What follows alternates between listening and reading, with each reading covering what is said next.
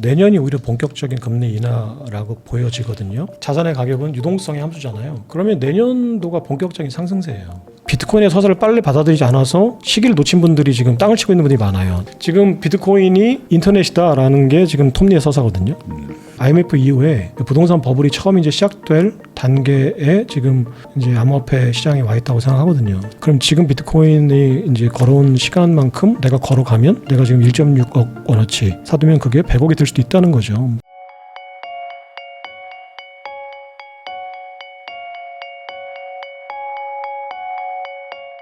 안녕하세요. 부익남TV의 부익남입니다. 오늘은 비트코인 전문가이시죠. 김창익 대표님 모시고 최근 코인 시장에 대해서 이야기 한번 나눠보도록 하겠습니다. 대표님 안녕하세요. 네, 안녕하세요 대표님. 네. 요즘에 그 비트코인이 조금 빠졌다가 다시 좀 회복을 했는데 요 사이에 뭐 알트코인이 엄청나게 또 막 회복하고 그래가지고 요즘 코인 시장도 생각보다 괜찮다 뭐 이런 얘기들도 막 돌더라고요. 네네. 그래가지고 요번에 또 금리도 인하된 그런 걸 겸해가지고 대표님 한번 모시고 이야기 나눠보려고 합니다. 우선은 요즘 비트코인이 회복한 다음에 한 1억 6천 여기서 막 왔다 갔다 하고 있는 것 같은데 네네. 약간 주춤하고 있는 요 모양새 뭐 어떤 이유인지 어떻게 보세요? 그러니까 저도 개인적으로는 일단 금리를 그 연준이 인하를 했으니까 이 대목에서 한번 이제 상승세가 네. 이제 올 거라고 생각을 했는데 생각했던 것만큼 비트코인이나 지금 이더리움 뭐 전체 암호화폐 시장의 상승세가 기대했던 거에는 못 미치는 상황인 것 같아요. 그래서 왜 그럴까 저도 이제 고민을 했는데 그 얘기를 정확하게 지금 뭐 알 수는 없는 거고. 근데 일단 그냥 이론적으로 이제 상식적으로 생각하면 한 시점에서는 이제 유동성이라는 게 정해져 있잖아요. 한 시점을 잘라서 보면. 근데 이제 그 유동성이라는 거는 이제 그 투자되는 자산 포트폴리오의 상품 간의 제로섬 게임이니까 지금 금리가 낮아져서 분명히 이제 돈의 이동이 자산 시장으로 흘러 들어오는 거는 맞을 것 같은데 네. 흘러 들어온 총액이 어떤 포트폴리오들로 이제 분배가 되느냐의 문제에서는 뭔가 이제 기대했던 거하고 다른 양상이 벌어지고 있는 상황인 것 같아요. 그러니까 쉽게 얘기해서 암호화폐에 들어올 거라고 기대했던 돈들이 지금 금이나 주식시장이나 다른 상품으로 이제 가고 있다는 얘기죠. 그러니까 왜냐하면 확인해 보지 않더라도 돈의 량은 정해져 있는데 비트코인이 올라가지 않는다. 그럼 지금 다른 게 분명히 올라가고 있을 거예요. 네. 실제로 확인해 보시면 미국 지금 증시나 금의 가격이 상승을 하고 있잖아요. 네. 금이나 이제 미국 증시 주식이 상승하는 어떤 다른 이야기들이 지금 쓰여지고 있는 거라고 생각해요. 그러면 이제 그 상승세가 어느 정도 이제 맥스를 찍고 진정이 되면 상승할 수 있는 서사가 형성됐을 때 비트코인이나 이더리움, 암호화폐 쪽으로 다시 올 거라고 생각이 드는데 아직은 이제 그런 단계는 아닌 것 같아요. 그러면 이 코인 시장에 있는 유동성의 뭐 일부는 조금 더 더해졌겠지만 요 안에서 내부적으로 좀 움직이고 있는 추세 정도이지. 네, 그렇게 봐요. 그러니까 시점을 잘라놓고 생각하면 대세적으로 뭐가 유입이 됐다라고 보기는 좀 어렵다. 네네. 그 말은 반대로 얘기하면 현재 이 코인 시장에 뭐 유의미한 어떤 호재라든지 뭐 이런 게 없는 좀 조용한 시장 분위기다. 뭐 이렇게 봐야 될까요? 지금 원래 코인 시장에서 기대했던 가장 큰 어떤 대형 이벤트가 트럼프가 처음에 이제 행정명령으로 약속을 한 것처럼 그러니까 세금 중립적인 방법으로 비트코인을 사는 준비금으로 사는 그 이벤트가 하나 있었고 금리가 이제 대세 하락을 할 거라는 유동성이 이제 대폭 증가할 거라는 어떤 그런 기대감들이 이제 맞물리면 올해 하반기 그리고 또 이제 4년 그 주기설의 어떤 대세 상승기라고 기대했던 그 국면이 이제 10월, 11월 정도에 이제 맞물리잖아요. 그러면은 이제 비트코인이나 이제 암호화폐가 크게 상승할 거라고 생각했는데 일단 두 가지는 지금 이제 사람들이 혼란스러운 상황인 것 같아요. 일단 트럼프가 그 비트코인을 준비금으로 사는 거가 현실화 될 거냐. 네. 그러니까 최근의 분위기만 보면 이거는 그러니까 저는 이제 일단 정치적으로는 내년 중간 선거가 있으니까 만약에 사는 방법을 찾았다고 하더라도 내년 상반기 정도로 이제 실제 매입 시점을 늦출 거다라고 생각을 하고 있는데 그 흘러나온 뉴스들을 이렇게 종합해 보면 트럼프 정부의 비트코인 준비금 매입이 사실은 그 사실상은 무산됐다. 그러니까 방법을 못 찾은 것 같아요. 그게 이제 그 데이비 sak스라는 그 크립토 짜르 밑에 그 방법을 찾는 그 실무자가 있었는데 그 실무자가 최근에 그 백악관을 나갔어요. 그러니까 이제 그 실무자가 못 찾았다는 얘기죠. 그러니까 이제 임무가 세금을 쓰지 않고도 비트코인을 준비금으로 100만 개를 구입하는 지금 20만 개 정도가 있으니까 이제 80만 개를 구입하는 방법을 찾으라고. 그러니까 머리 좋은 사람들을 이제 불러 모아놓고 트럼프 대통령이 나는 저기 머리 좋은 사람들을 고용했으니 머리 좋은 니네들이 한번 찾아봐라라고 이제 크립토 짜르하고 이제 상무장관하고 재무장관한테 얘기를 했는데 재무장관은 이제 모션은 취하겠지만 실제 적극적으로 차지는 않을 거라고 이제 생각을 했었고 상무장관하고 하워드 러튼 스니크 상무장관하고 데이빗 sak스 그 이제 조직이 이제 크립토 짜르 그 밑에 있는 실무자들이 어떻게든 그 방법을 찾아낼 거라고 생각했는데 일단 세금 중립적인 방법으로 비트코인 사는 방법의 어떤 아이디어를 첫 번째는 못 찾았다라고 이제 보여지고요. 두 번째는 찾았다고 하더라도 지금 스테이블 코인 등의 이제 어떤 대안들이 생겼는데 굳이 준비금을 달러 패권을 위협하면서까지 비트코인으로 바꿔야 되는가라는 어떤 생각을 트럼프 대통령이 하고 있는 것 같다. 라는 생각이 들어요. 이거는 이제 뇌피셜인데 네. 이제 어쨌거나 그런 생각이 들어요. 그 실제 팩트는 세금 중립적인 방법으로 비트코인을 사는 방법이 어쨌거나 아직은 공표되지 않았다. 네. 여기서 이제 일단 실망을 좀 한 것 같고 두 번째는 지금 금리가 인하는 됐지만 생각했던 것만큼 빅스텝 또는 어떤 대세 하락의 어떤 국면은 아직은 조금 시기상조인 것 같다. 그렇게 생각하기에는 왜냐면은 이번에도 이제 FOMC 회의를 열고 이제 파월 연준 의장이 발표를 할 때 이제 고용 시장의 어떤 불안정성 때문에 금리 인하를 하지만 여러 가지 이유들로 인해서 이제 그 물가 상승, 인플레이션 문제는 아직까지 상존하고 있으니까 그 두 가지 어떤 균형점을 찾는 이제 방법에서 소폭이긴 했지만 아직까지는 그 실물 경제를 살리기 위해서 인플레이션을 무시하는 정도의 어떤 금리 인하까지는 조금 힘들다라고 보면 그럼 금리 인하 속도나 폭이 기대했던 것보다 높지는 않을 거다. 그러면은 선반영된 가격들이 이미 이제 1억 6천까지 끌어올렸는데 추가적인 상승 동력이 크지 않다라고 생각하는 거죠. 시장에서는. 그러면 결국에 지금은 비트코인 쪽보다는 다른 곳에서 좀 더 돈 벌 기회가 많다. 이렇게 시장이 지금 생각하고 있다. 이렇게 좀 단순화해서 이해를 해도 네네. 될까요? 그러니까 여러 가지 포트폴리오 중에 비트코인에 돈이 안 들어온다는 얘기는 다른 데로 들어갈 수밖에 없는 거예요. 누군가가 계좌라는 플랫폼 안에 자기 계좌 안에 그냥 현금으로 갖고 있지 않는 이상. 근데 단기적으로는 투자자들이 뭐 아시겠지만 인플레이션이라는 게 결국은 현금을 갖고 있는 사람들이 손해를 보는 거잖아요. 네. 근데 인플레이션은 완성화돼 있고 구조화돼 있거든요. 그러니까 현금을 갖고 있는 시간을 최소화시키는 게 자산가들의 1차적인 이제 기본값이에요. 기본기예요. 내 지갑 속에 현금을 들고 있지 않는 이상은 어떤 자산인가에는 분명히 넣어놨을 텐데 그 자산이 지금 비트코인이 아니라면 주식이나 금이나 뭐 다른 거겠죠. 네. 그러면 그쪽에서도 어느 정도 이제 유동성이 막 공급이 돼서 가격이 오르면 좀 가격에 대한 부담이 있을 것이고 상대적으로 그때쯤 가면 코인이 좀 싸 보인다 하면서 네네. 다시 올 수 있다. 맞아요. 그러니까 다른 거에서 일단 시세 차익 실현을 하게 되면 그 차익 실현을 한 돈이 어딘가로는 또 이제 순환해야 되는데 그 차례가 이제 금리 실제로 11월 달에 이제 금리를 한 번 더 인하하거나 아니면은 인플레이션에 대한 위험보다는 실물 경제 침체에 대한 위협이 더 크다는 서사가 이제 형성이 돼서 인플레이션을 좀 감수하더라도 경기를 살리기 위해서 이제 QE를 해야 된다. 이제 돈을 풀거나 금리를 낮춰야 된다라는 이제 그 서사가 이제 대세가 되면 아마 무섭게 오를 거라고 생각은 해요. 왜냐면은 희소성이 있고 어딘가에는 가치를 저장해야 되는데 그게 이제 쏠리는 이제 구조를 갖고 있어서 분명히 쏠리게 되면 이제 대세 형성할 거라고 보는데 아직까지는 이게 이제 그 유동성이 크게 증가할 거라는 어떤 확신이 이제 지금 투자자들 사이에서 없는 것 같아요. 이번에 금리 인하하면서 한 2번 정도 더 내릴 수 있다라는 어떤 내용들은 있었는데 그 정도 한 3번 내리면 상당히 그래도 유동성에는 좀 공급이 많이 되는 거 아닌가요?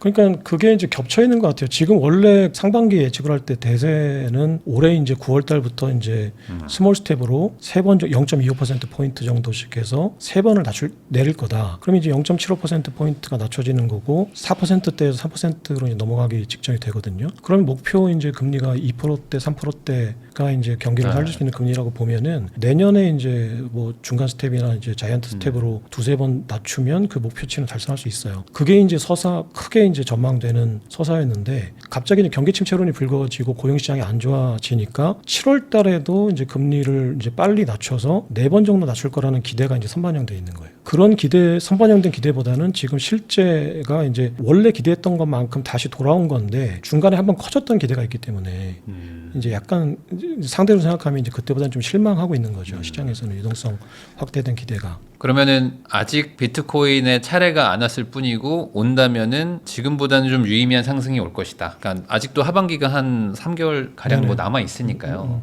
아직 뭐 좀 더 상승 여력이 여전히 많다. 올해 안에도 이렇게 네. 좀 보세요. 아니면 내년까지 좀 봐야 된다. 저는 그냥 그 올해 3번 낮추는 것 플러스 내년이 오히려 본격적인 금리 인하라고 보여지거든요. 그리고 지금 여러 가지 이유로 경기 침체에 대한 지금 두려움이 이제 커지고 있어요. 그래서 전문가들 사이에서도 그렇고 네. 실제 시장에서도 이제 그게 이제 반영이 돼서 이제 대공황 얘기까지 나오니까 근데 구조적으로 대공황은 사실은 이제 주기적으로 이제 발생할 수밖에 없는 거거든요. 지금 자본주의 경제는 그게 내재화돼 있는 상황인데 그게 이제 조정을 잘 하고 관리를 잘해서 언제 어느 정도 충격으로 올까를 이제 약화시키는 게 이제 관건이지 사실 공황이라는 건 우리가 부지불식간에 지나간다고 하더라도 사실 오거든요. 공황이라는 게 이제 구매력이 약화돼서 이제 생산되는 거를 소비하지 못할 때 공황이 이제 초과 생산이 공황이라는 의미인데 언제든지 올 수밖에 없어요. 특히나 지금처럼 이제 AI나 이제 휴머노이드가 이제 보편화가 돼서 기술력 이게 이제 산업혁명보다 훨씬 더 큰 기술력의 상승이거든요. 그러니까 생산성이 비약적으로 상승하는데 생산성이 비약적으로 상승하게 되면 생산력은 증가하는데 이게 부가 쏠리게 되거든요. 구매력이. 그러면은 누군가는 이제 그 생산력으로 생산된 제품도 사줘야 되는데 못 사줘요.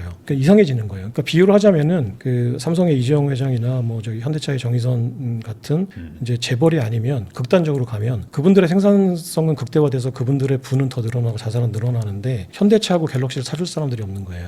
그게 이제 대공황이거든요. 네. 이제 그런 거는 지금 자본주의 주기로 보면 10년마다 이제 크고 작은 금융공황들이 와요. 이제 그리고 한 80년 주기로 이제 1930년대 있었던 29년에 이제 그 블랙먼데이로 발발했던 그 정도 되는 급의 이제 대공황이 80년 주기로 온다라는 게 이제 경제학계 정설이거든요. 네. 그럼 그게 지금 올 때가 됐어요. 1930년대니까 80년이 지금 지났잖아요. 근데 지금 QE라는 그러니까 양적 완화라는 그 저기 최종 대부자로서의 중앙은행의 역할이 커지고 양적 완화 실제로 돈을 그냥 쉽게 말하면 지폐를 그냥 인쇄해서 그 소비자들의 지갑에 꽂아주는 그 양적 완화라는 기법이 금융 위기 때 이제 처음 생기면서 그 공황이 이제 뒤로 늦춰진 거예요. 구매력을 강제로 그냥 뿌려준 거죠. 사실 금융위기 전후에 원래 주기대로 보면은 구매력이 이제 현격히 낮아지고 생산성이 극대화된 상황에서 대공황이 한번 올 거라고 이제 예측됐던 국면인데 그 국면이 지금 한 20년 늦춰진 거죠. 최근에 그 대공황설을 막 얘기하고 다니는 이제 그런 분들의 기저에는 대공황이라는 어떤 공황 상태는 80년마다 한 번씩 오는데 금융위기 때 양적 완화로 그게 늦춰졌으니 그게 언젠가는 올 거다. 근데 최근에 이제 그 경기 침체론이 자꾸 불거지고 여러 가지 이유로 고용시장이 안 좋아지니까 그게 이제 거의 목전에 온 거 아닌가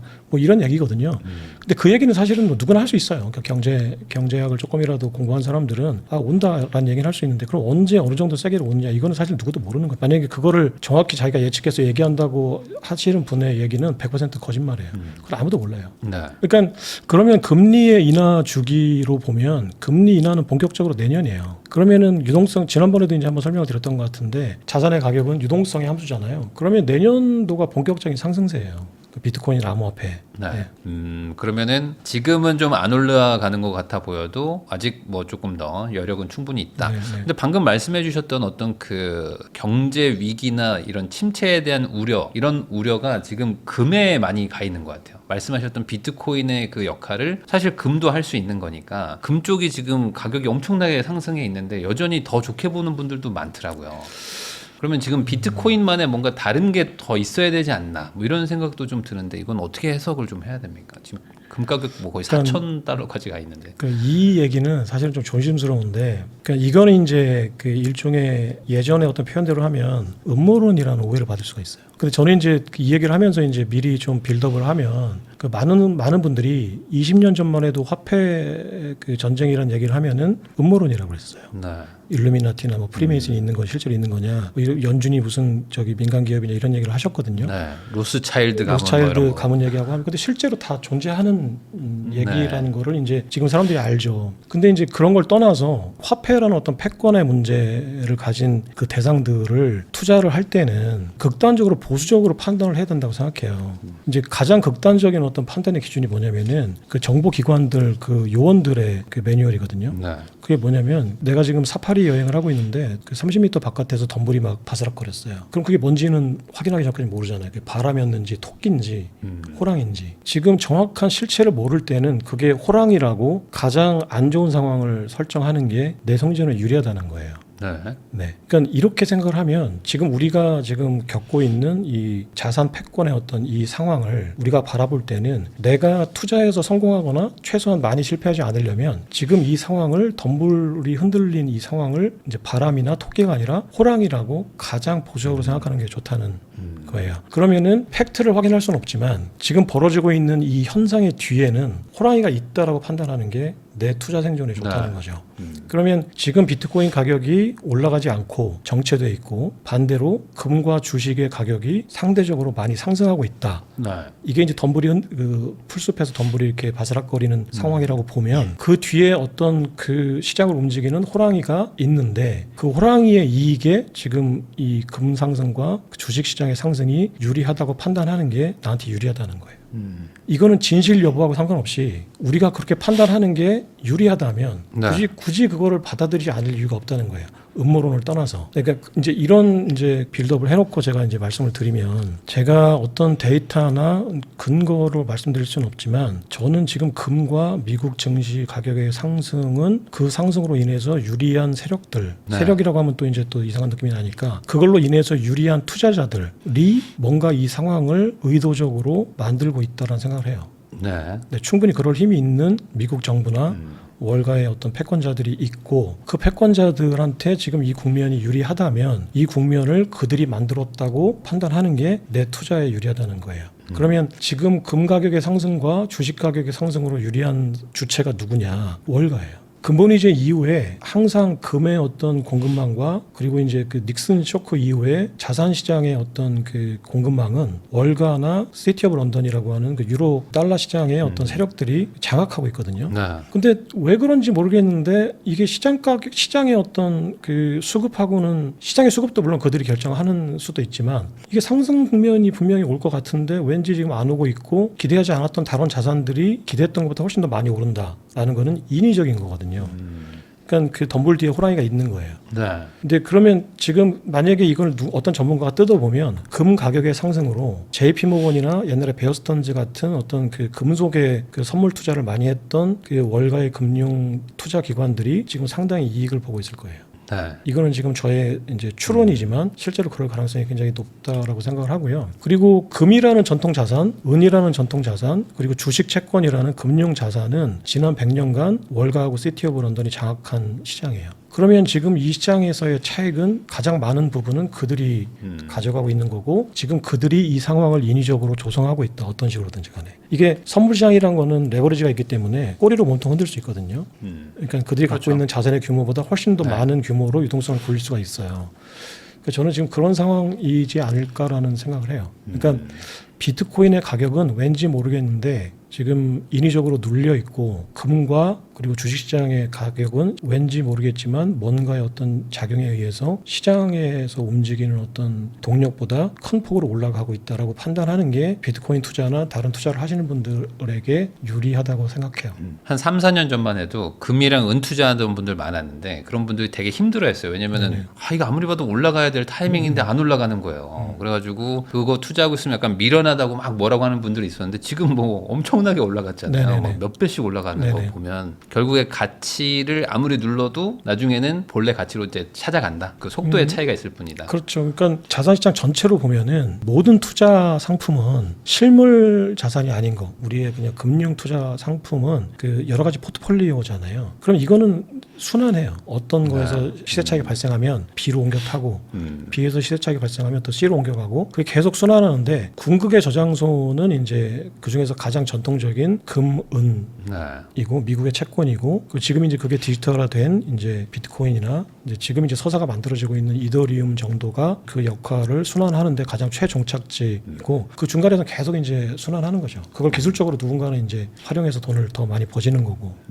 그러면 우리는 지금 그거를 올라간다고 너무 조급하게 따라가지 말고 조금 기다려 보는 것도 네네. 다음 내 차례가 올 거라는 걸 기다려 보는 것도 그러니까 필요하다. 그거 같아요. 지금 말씀하신 게 멈춘 시계가 하루에 한 번은 맞잖아요. 하루에 네. 두 번 맞는 거죠. 24시간이니까. 그런데 내가 멈춰 있는 시계를 차고 다녀도 네. 하루에 두 번은 정확하게 맞는데 내가 이거를 지금 시계를 이제 맞추겠다고 계속 이걸 따라가면 돌리면 네. 계속 뒤쫓아가는 거죠. 지금 이제 금이 올라간다고 내가 지금 만약에 비트코인에 있는 돈을 금으로 갈아탔다. 그러면 이제 금의 시가총액은 어느 정도 올랐으니까 거기서 이제 비트코인으로 갈아타시는 움직임이 생겼을 때 비트코인은 또 나는 이제 시세차를 못 거두는 거고 금은 또 다시 또 떨어질 테니까. 그러니까 내가 어떤 그 주기나 이런 그 기술적인 분석에 능통했다고 생각하지 않는 분들은 그냥 멈춘 시계를 그냥 하루에 두 번 맞을 거라고 생각하고 갖고 계시는 게 좋아요. 그러니까 지금 비트코인을 갖고 갖고 계신 분들은 내가 조금 그 4년 주기가 있을 테니까 내가 좀 하락하더라도 나는 감내하고 이걸 가지고 있을게 라는 마음으로 투자를 하신 분이 아니라면 비트코인 투자를 하면 안 된다고 생각해요. 요즘에 삼성전자 엄청 올라가는데 그 삼성전자 그냥 가지고 계셨던 분들은 또 많이 회복했는데 네네. 괜히 그거 중간에 먼저 회복해보겠다고 막 왔다 갔다 하셨던 분들은 여전히 회복 그렇죠. 못한 경우도 네네. 많거든요. 네네. 그러니까 미리 내가 사놓은 거를 좀 믿고 갈 필요도 있다. 네네. 이렇게 좀 얘기해 주신 것 같습니다. 김창익 대표님하고 이야기 나누고 있는데요. 최근에 비트코인이 강남 아파트보다 훨씬 더 좋다. 이런 얘기를 또 해주신 게 있더라고요. 요거에 대해서 또 그 멘트만 들으면 또 오해가 있을 수 있으니까 네네네. 뭐 그거에 대한 정확한 얘기를 한번 해주시면 좋을 것 같아요. 그러니까 그 제가 지금 얘기하는 강남 아파트는 그 부동산 우리나라로 따지면 이제 부동산의 최상급지라고 하는 아파트. 그 중에서도 이제 상승률이나 상승폭이 가장 큰 강남 이제 압구정동 아파트를 대명사로 예를 든 거예요. 그냥 강남 아파트라고 해서 자극적으로 그냥 딱 그 강남 아파트를 얘기하는 게 아니라 많이 오른 것들. 네, 많이 오른 자산들. 그리고 우리에게는 어떻게 보면 정서적으로나 이제 실제 수익률 면에서 강남 아파트만은 투자처가 없잖아요.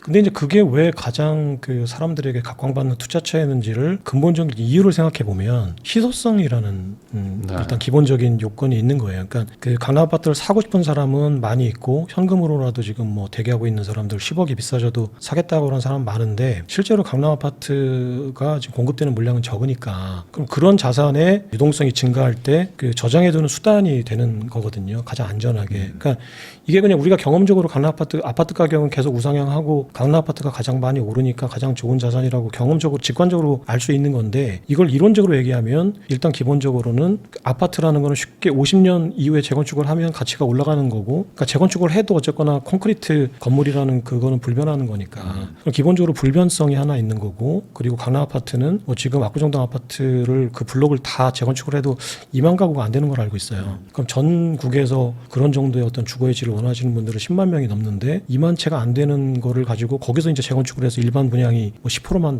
나온다고 하더라도 10%나 나온다고 하더라도 2천 가구 정도인데 그러면 10만 대 2천 정도의 이제 초과 이제 수요가 생기는 거잖아요. 네. 그러니까 그런 자산들이 계속 올라가는 거예요. 그런 측면에서 보면 지금 비트코인이 가치가 올라가는 자산, 금이라는 자산, 우리식으로 표현하면 이제 강남 압구정동 아파트라는 자산이 가지고 있는 그 속성을 디지털로 복제한 거거든요. 근데 이제 디지털로 복제했을 때는 코드로 복제했을 때는 그게 불변성도 훨씬 더 확실해지고 그리고 희소성도 2,100만 개로 더 이상 증가할 수 없는 정된 이제 희소성이 생기니까 본질적으로는 비트코인이 지속적으로 우상향할 수밖에 없는 그 속성을 가장 완벽하게 구현하고 있다라고 판단하고 있는 거죠. 네. 그러니까 그게 뭐 희소성으로도 그렇고 뭐 불변성으로도 그렇고 그다음에 뭐 유동성에 대한 대응이나 이런 것들도 고려하면은 뭐 강남 아파트보다 나쁠 게 없다. 네. 이건 전 세계적인 글로벌적인 자산이니까. 네네. 그러니까 이제 그거를 비트코인은 이제 실체가 없고 그리고 또 아직까지는 변동성이 왜냐면 이제 전 세계 70억 인구가 그거에 대해서 아직까지는 다 이해를 못했으니까 그리고 우리나라 사람들 5천만 명의 인구는 강남 아파트 가격이나 내가 어머니 아버지가 가지고 있는 아파트 가격은 지난 50년간 우상향하는 걸 경험했으니까 그냥 경험적으로 직관적으로 아파트 가격은 떨어지지 않고 우상향한다라고 믿고 있는 거잖아요. 이건 종교적인 어떤 신앙이 됐죠. 근데 만약에 그것보다 더 우월한 어떤 자산이 생겼을 때는 강남 아파트 가격이 떨어질 수 있어요. 아직까지 그런 국면은 아니라고 생각해요. 전문가분들도 그렇게 얘기하고 저도 강남 아파트 가격이 압구정동 그 현대 아파트가 재건축이 돼서 입주를 할 때까지는 적어도 올라갈 거라고 생각해요. 왜냐면 적어도 그때까지는 달러 유동성이 지속적으로 증가하는 그 화폐 시스템 유지가 될 거거든요. 네.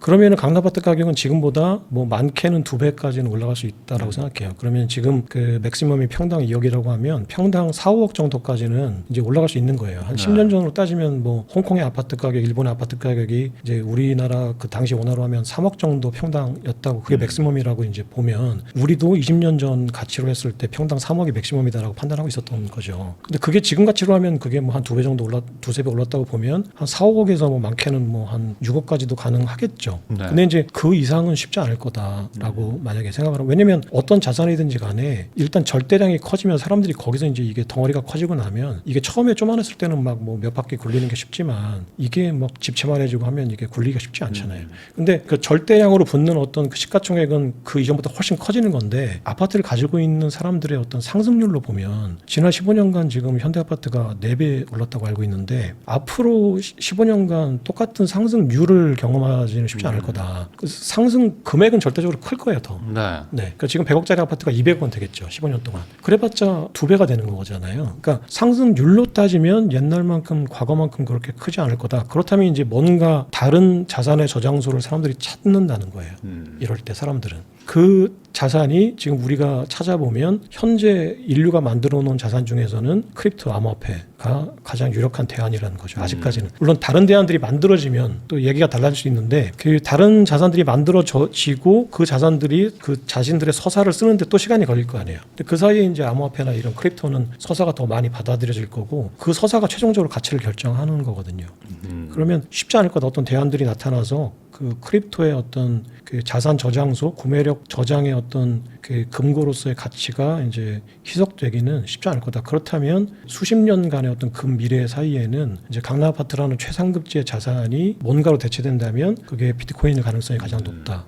요즘에 그 인터넷 돌아다니는 뭐 이렇게 짤 같은 거 보면은 10년 전에 1억 투자했다면 지금 얼마냐 뭐 이런 거 있잖아요. 그거 보면은 비트코인에 뭐 비트코인도 있고 뭐 다 있는데 뭐든, 보면 뭐 예. 엔비디아 뭐 100몇십억 돼 있다 뭐 이러는데 그 옆에 한 켠에 혼자 비트코인만 320몇억 이렇게 돼 있어요. 네네. 그러니까 어찌 보면 비트코인이 증명한 거잖아요. 네네. 10년간 투자 성과가 그 전 세계 어떤 거보다 더 좋았다는 걸 증명했는데도 불구하고 여전히 어찌 보면 이렇게 비트코인이 얼마 갈까요? 뭐 망하지 않을까요라고 얘기하는 것만으로도 역설적으로 비트코인에 대한 신뢰도가 아직은 뭐 높지 않다. 이렇게 볼 수도 있는 거죠. 네. 그러니까 아직은 변동성이라는 거가 지난 이제 반감기 때도 가장 급격한 변동성이 있었잖아요. 80% 정도 가격이 떨어졌으니까. 그게 제일 큰 것 같아요. 네. 그게 또 올까 봐. 그 트라우마가 그 아마 그 이후에 투자하신 분들은 상승폭은 적지만 그런 상처는 안 받으셨잖아요. 네. 근데 100만 원, 200만 원에 투자한 사람들 막 떼돈 벌었을 거라고 생각하는데 사실 그렇지는 않거든요. 그 제가 이제 그 지인들이 이제 유력한 그러니까 크립토 업계에서 굉장히 이제 선도적이었던 분들이 지인분들로 있었기 때문에 저도 이제 비트코인을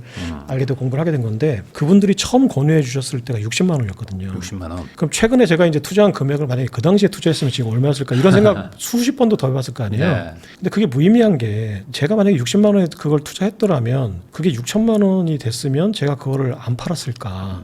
제 성격상 팔았을 거예요. 저기 소심한 성격상 아마 6천만 원이 아니라 60만 원에 산 게 600만 원만 돼도 팔았을 거예요. 그러니까 그때 투자했으면이라는 그 어떤 가정은 상당히 무의미하고 그리고 또 그때 투자했던 분들이 이제 8천만 원까지 갔다가 2천만 원까지 떨어졌을 때에도 이제 60만 원에 투자했다면 2천만 원까지 갔으면 많이 번 거잖아요. 많이 번 거죠. 그분들도 트라우마를 갖고 계세요. 그러니까 8천만 원이 기준이 된 거예요. 지금 이제 1억 6천이 기준이 된 것처럼. 그러니까 어쨌거나 그 반감기 때 이제 대세 하락기 때 그거를 경험하신 분들은 지금 모든 분들이 크립토에 대해서 트라우마를 갖고 계세요. 근데 거기서 한 번이 이제 그 본전을 되찾고 또는 이제 기대했던 것만큼은 아니지만 어느 정도 수익을 얻은 다음에 엑시트 하신 분들한테 앞으로 대세 상승이 또 있을 거고 장기적 우상향할 거니까 비트코인 지금 투자 왜 안 하세요라고 하면 그분들은 손살을 칠 질문이 많아요. 그러니까 돈을 벌건 안 벌건 이거는 두 번째고 이제 그런 경험을 하고 싶지 않은 거예요.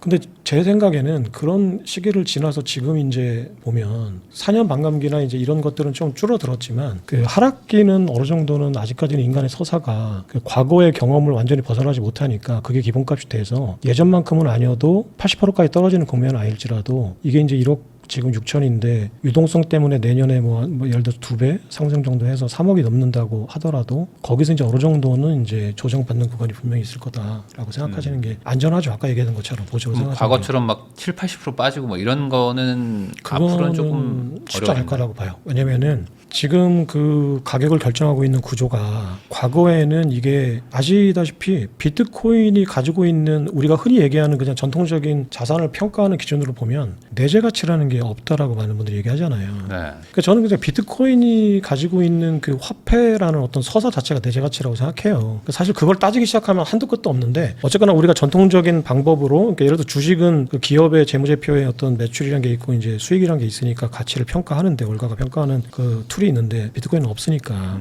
그러니까 결국 움직이는 거는 결국은 이제 인간의 심리랑 서사가 최종적으로 많은 거를 결정하는 상황인데 그 일단 기본적으로 그 비트코인 반감기라는 게 가지고 있는 비트코인이 내재하고 있는 구조만 딱 보면은 반감기 때 단위 시간당 생산량이 절반으로 줄어든다. 공급량이 줄어든다. 네. 이거 한 가지 빼고는 비트코인이 가지고 있는 건 아무것도 없어요. 아무것도 없죠. 저기 사토시 나카모토가 암호화과 블록체인 기술과 여러 가지 이제 크립토를 만들려고 했던 그 당시 이제 그 초기 개발자들의 어떤 그 지적 그 집단 지성을 결집해서 비트코인이라는 상품을 최종적으로 완성한 건데 사실은 그 전에 기반을 다져놓은 여러 가지 사상가들이나 이론가들이 많이 있었어요. 뭐 네. 아담백이다, 뭐 닉제보다 해서 이제 뭐 비트골드다 여러 가지 상품들이 있었는데 그게 이제 이중지불이라는 문제하고 여러 가지 이제 그 작업 증명이나 이제 그러면 여러 가지 문제점들을 완벽히 해결하지 못했는데 그래서 크립토라는 화폐의 어떤 완성체로서의 어떤 상품을 못 만들어냈는데 사토시 나카모토가 그 문제를 해결한 상품을 만든 것뿐이에요. 그래서 굉장히 난해한 어떤 엄청나게 복잡한 구조를 가지고 있는 굉장히 기술적인 어떤 상품이라고 생각하시잖아요. 근데 막상 딱 뜯어보면 비트코인이 가지고 있는 그 설계도상의 구조는 그냥 4년마다 공급량이 절반으로 줄어든다. 이거 한 가지밖에 없어요. 가격하고 연관된 거는.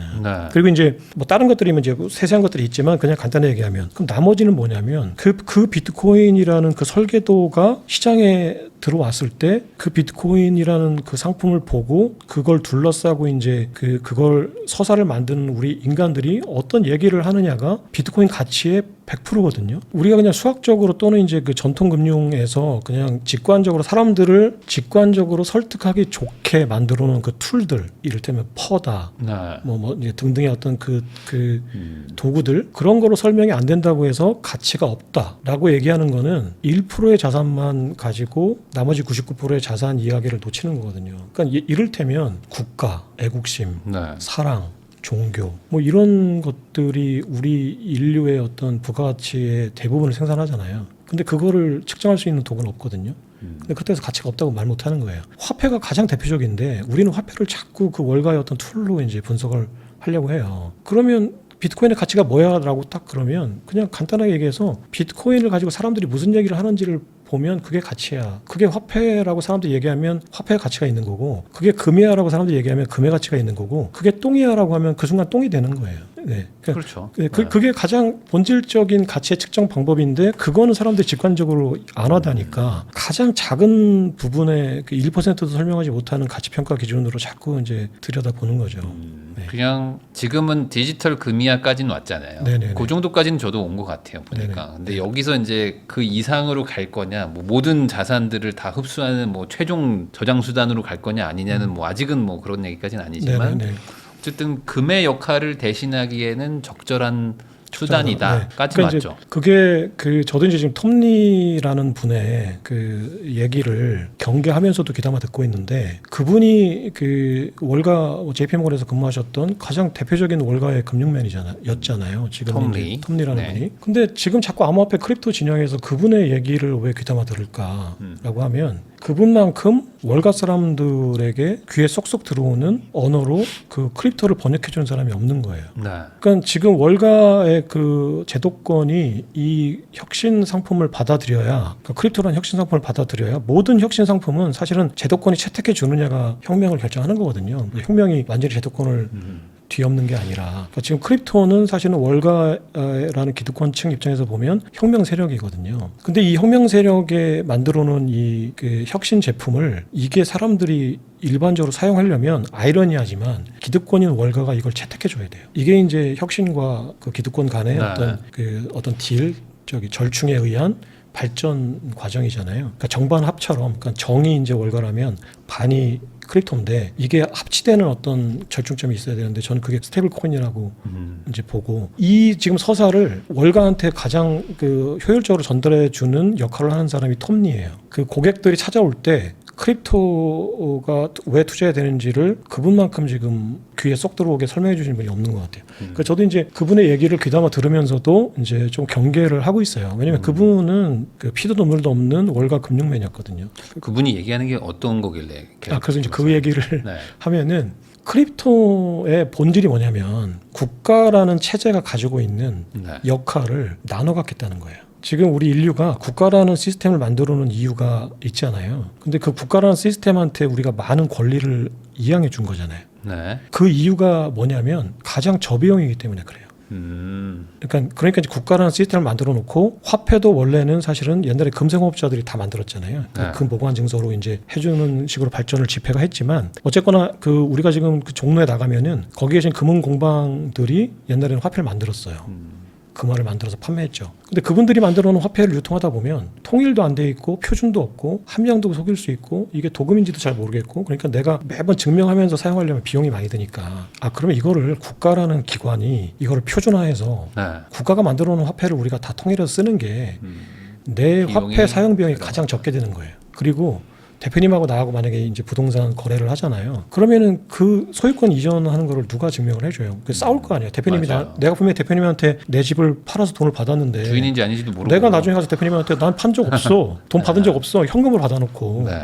돈 받아놓은 적 없어. 그러면 둘 중에 힘센 사람이 이길 거 아니에요. 그러니까 뭐 대표님이 힘이 더 세지니까 당연히 이제 소유권에 넘어가겠지만. 그래서 내가 등기소가 있는 거죠. 네네. 그러니까 등기소라는 거는 그 소유권 이전에 대한 증명, 그러니까 그 현실 세계의 복제본을 책상 서랍 등기소의 책상 서랍에 넣어놓은 거예요. 근데 그 등기소 책상 서랍이 현실 세계인 거예요. 내가 아무리 주장해도 그 등기소에 있는 서랍 안에 있는 그 서류가 실제 세상인 거죠. 그렇죠. 근데 이게 이제 관료제, 우리나라 말로 번역하면 관료제로 이상한데 이게 영어로 하면 뷰로크러시예요. 뷰로크러시가 뭐냐면은 책상 서랍이 통치한다는 거예요.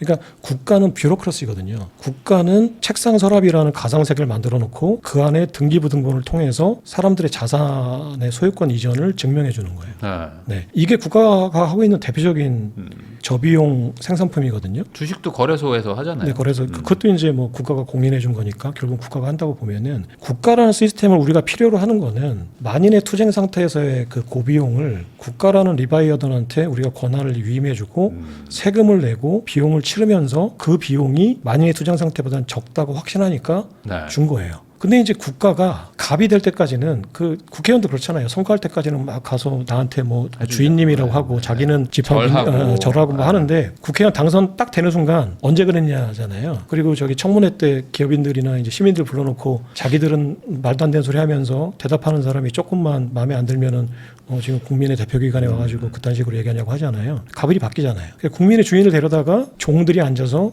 다그치는 거잖아요. 그게 왜 그러냐면 권력이 집중돼서 그런 거죠. 그런 경험들을 사람들이 계속하고 그럼 우리가 처음에는 세금이라는 내가 세금을 연간 2천만 원을 내면 국가라는 어떤 그 공적 기관이 내가 필요로 하는 여러 가지 공공재를 제공해 준다고 생각했는데 세금을 2천만 원만 내는 게 아니에요. 세금을 5천만 원 내고 있는 거예요.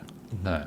인플레이션 때문에. 그러니까 이제 그거가 세금이라는 어떤 언어로 번역돼서 사람들이 인식하는 순간 이게 국가가 예전에 마이너리 투자 상태보다 더 싸지 않은데? 라고 생각하는 거죠. 그러면 사람들이 그러면 더 싼 대안들을 찾아보자. 우리가 지난 50년간 국가라는 저기 조직에 그 저비용 구조라고 생각해서 권력을 다 이용해 줬더니 얘네들이 이제 장난을 치더라. 화폐도 인플레이션 때문에 내가 2천만 원 내는 줄 알았더니 5천만 원 내야 되고 그리고 등기 이런 권력을 위임해 주니까 나중에 가가지고 거기서 막 처음에는 그냥 그 수수료만 떼면 되는데 거기서 또 갑자기 세금 이제 모든 게 다 책상 서랍 안에 있으니까 세금 올리면 꼼짝없이 이제 과표가 다 이제 투명화돼 있으니까 세금을 떼가기 편하고 인플레이션이라는 걸로 또 떼가고 하니까 사람들이 계속 대안을 찾아보자는 거죠. 근데 이제 이미 모든 권력이 국가에 집중됐기 때문에 그 권력을 놓지 않으려는 힘이 그 권력을 좀 새로운 대안을 찾으려고 하는 시민의 힘보다 센 거예요. 네. 그래서 그 대안을 못 찾았던 거예요, 사람들이. 뾰족한 대안을. 근데 이제 암호화폐라는 블록체인이라는 기술이 그리고 또 이제 빅테크라는 자본력과 네트워크를 가진 신진 젊은 세력들이 우리가 국가가 하는 그 비효율적인 시스템을 블록체인이라는 기술로 더 싸게 제공해 줄게. 그러니까 니네가 우리 서비스를 이용하고 우리가 국가의 기능을 이양받아서 국가의 주조이익 그리고 세금으로 나가는 돈을 우리가 그 이익을 국가의 역할을 일정 부분 대체할게 라고 하는 게 지금 미국의 빅테크거든요. 네. 그러니까 지금 미국의 빅테크들이 크립토의 어떤 공급망 또는 이제 보유 그리고 스테이블 코인을 만들어서 하려고 하는 것들은 그 본질이 뭐냐면 국가와 연준과 그 월가가 독점했던 그 주조이익, 우리가 얘기하는 화폐 발행권의 어떤 이익, 그거를 사용자들에게 편의성하고 비용, 낮은 저비용 구조를 만들어 줘서 달러라는 원화라는 국가의 화폐를 쓰는 사람들이 빅테크의 화폐를 쓰게끔 해서 국가가 독점하고 있는 주조이익을 우리가 일정 부분 가져오겠다라는 비즈니스 모델이거든요. 그리고 그 등기라는 역할, 그 어떤 계약의 어떤 그 증명, 소유권의 이전의 증명, 이런 계약들의 국가만 하는 그 뷰로크라시의 역할을 블록체인으로 옮겨서 그 수익을 우리가 일정 부분 나눠 갖겠다. 이게 이더리움이에요. 그러니까 결국에 그 아주 일부분이긴 하겠지만 기업의 국가화 뭐 이렇게 볼 수도 있는 건데 그렇죠. 네, 네네. 기업이 그 네. 국가 역할을 대신하는 맞아요. 거고 네. 그만큼 기업의 권력이 더 세졌기 때문에 뭐 이런 게 네. 가능한 걸 수도 있고 맞습니다. 그거에 대한 기술 개발이 이런 상황까지 만들었다. 그러니까 당연히 이게 어찌 보면 어떤 성향의 차이긴 하겠지만 좋게 보는 분들은 이거야말로 최고의 어떤 자산 투자 가치가 아니겠느냐. 그럼요. 그러니까 네. 우리가 미국 국채에 투자하는 게 가장 안전하다고 하는 이유는 그 미국 정부가 가지고 있는 그 무소불위의 어떤 그 권력, 자산 그런 거에 대한 신뢰감이잖아요. 근데 그거를 아무도 대체할 게 없었어요, 사실은. 네. 그러니까 삼성전자의 주식이나 어떤 일부 기업들의 그 신평사들의 그 신용 평가는 미국 국채보다 높았죠. 이제 그런 게 이제 좀 더 일반화됐다라는 개념을 생각하시면 될 것 같아요. 그러니까 이 자산이 아직 지금은 뭐 금 정도로 뭐 왔다 갔다 하고 있지만 이거보다 훨씬 더 큰 가치의 개념으로도 해석할 수도 네. 있다. 그러니까 지금 크립토 진영이 하려고 하는 궁극의 본질적인 비즈니스 모델 BM은 쉽게 얘기하면 미국 정부가 하는 그 서비스 재화와 상품과 서비스를 기술로 대체하겠다는 거예요.